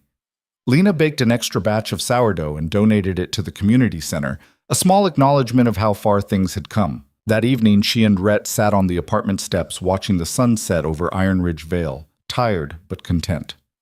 "You did it," Rhett said. "Survived, rebuilt, thrived. That's the whole arc." "We did it. Wasn't just me." "You started it. I just helped finish." "That's underselling your contribution pretty significantly." Lena leaned against his shoulder. "What do you want to do next? Now that the crisis is over and things are stable?" "This. Keep doing this. Help you run the bakery, live in this town. Be part of something that actually matters." He was quiet for a moment. I spent 20 years drifting because I didn't know what I was looking for. Turns out it was this. You, the bakery, the work, all of it. So I'm staying, permanently, if that's okay with you. It's okay with me. Good. Because I already signed a lease on that apartment above Morrison's. Be awkward to back out now. Lena laughed, the sound surprising her with its genuineness. When had she last laughed freely without weight behind it? You're impossible. I'm committed. There's a difference. They sat together as evening deepened into night, watching Iron Ridge Vale's lights come on one by one. The town that had turned against Lena had slowly turned back, not with apologies but with patronage. People bought her bread, treated her with respect, acknowledged what she'd done without making it weird. Small-town reconciliation happened through actions rather than words, and she was okay with that. Mrs. Chen passed away that November, peacefully in her sleep at 86. Her funeral was well attended, and afterward Lena found out the old woman had left her a letter, written months earlier and held by her attorney for delivery after her death. Dear Lena, it read in Mrs. Chen's precise handwriting. If you're reading this, I'm gone, which is fine. I've had a good run. I wanted you to know that watching you fight this past year has been one of the privileges of my old age. Your mother was my dear friend, and I've watched you grow from a quiet girl into a woman of substance and courage. Clara would be so proud. I am proud. Keep making good bread and living a good life. That's all any of us can do. With love, Mrs. Chen. Lena cried reading it, sitting in her bakery after hours with the letter clutched in her hands. Cried for Mrs. Chen, for her mother, for the year of struggle and the weight of expectations and the simple relief of having someone say she'd done enough. Rhett found her there and held her while she cried, not trying to fix anything, just being present. When she finally stopped, hollowed out and exhausted, he said quietly, She was right, you know. Clara would be proud. I hope so. I know so. You took what she built and made it survive when everything was trying to destroy it. That's legacy. That's what matters. The year closed with the bakery thriving, the legal battles resolved, and Lena finally able to breathe without the constant weight of crisis crushing her chest. On New Year's Eve, she and Rhett hosted a small gathering at the bakery for the people who'd stood with her through the fight. Sarah Drummond, Edward Chen, Michelle Nakamura, Daniel Cross, Angela Morrison, others who'd formed the coalition that made resistance possible. To survival, Sarah toasted, raising her glass, and to stubborn women who refused to be crushed. To persistence, Edward added, and to the idea that sometimes the system actually works. To bread, Lena said, which got laughs, and to community, and to the people who stood with me when I couldn't stand alone. Thank you, all of you. They drank and ate and celebrated not just the new year, but survival itself. Around midnight, as fireworks started popping over the valley, Lena stepped outside for air and found Rhett already there, watching the display. Thinking about anything particular? She asked. Thinking about how different this year is from last year. Last New Year's, I was alone in a cabin in Montana, no particular plans, no real purpose. Now I'm here with you, part of something that matters, with plans and purpose and a reason to stay. He turned to look at her. That's a good change. Yeah, it is. Lena took his hand, lacing their fingers together. I love you, you know. Should probably say that out loud. I love you too. Have for a while. Just wasn't sure when to mention it. Probably should have led with that earlier. I'm bad at timing. But he was smiling, and so was she, and the fireworks continued painting the sky in colors that felt celebratory rather than ominous, for the first time in longer than she could remember. The years that followed brought their own challenges. Business fluctuations, equipment failures, the normal struggles of running a small operation in a small town. But none of it carried the existential weight of that first year fighting Vance. Lena learned to handle problems as they came, to ask for help when needed, to recognize that struggling didn't mean failing. Hartwell and daughter expanded again in the third year, adding a small cafe section where people could sit and eat rather than just buying and leaving. Rhett designed the space himself, incorporating elements that honored Clara's original vision while creating something new. The cafe became a community gathering spot, confirming that the bakery had transcended its origins to become something bigger than just a business. By the 5th year, Lena had trained 3 apprentice bakers, passing on the techniques her mother had taught her along with innovations she'd developed herself. The starter that had come from her grandmother continued being fed daily, maintaining its living connection to the past while serving the present. Marcus Vance served his full sentence and was released after 8 years. He left Iron Ridge Vale immediately, moving to another state where he wasn't known. Lena heard about his release third hand and felt nothing particular about it. He was part of her history but not her present, a problem that had been resolved and no longer required her attention. Edward Chen continued practicing law, taking on other corruption cases, and citing the Vance prosecution as proof that systematic change was possible. He and Lena remained friends, occasionally meeting for coffee to discuss legal issues affecting small businesses. He never charged her for the hundreds of hours he'd invested in her case, claiming it had been worth it for the precedent and the principle. Sarah Drummond expanded her farm and started supplying Hartwell and daughter with grain, closing the loop on local sourcing. The partnership benefited both businesses and cemented a friendship that had been forged in crisis and sustained by mutual respect. The coalition from Morrison's Bar disbanded naturally as its members moved forward with their own lives, but bonds remained. They'd been through something together that created permanent connection, the kind of relationship that didn't require constant maintenance because its foundation was solid. 10 years after that first threatening visit from Marcus Vance, Lena stood in her bakery, significantly expanded now, employing 12 people, serving a region rather than just a town, and felt something close to peace. The journey from desperate struggle to sustainable success had been longer and harder than any simple narrative could capture, but she'd made it, had kept her mother's legacy alive by transforming it into something that could survive in changing times. Rhett came up behind her, wrapping his arms around her waist. Thinking deep thoughts? Thinking about how far we've come, how different everything is from when we started. Different good or different bad? Different good. Definitely good. She turned in his arms to face him. Thank you. For everything. For standing with me. For staying. For building this life with me.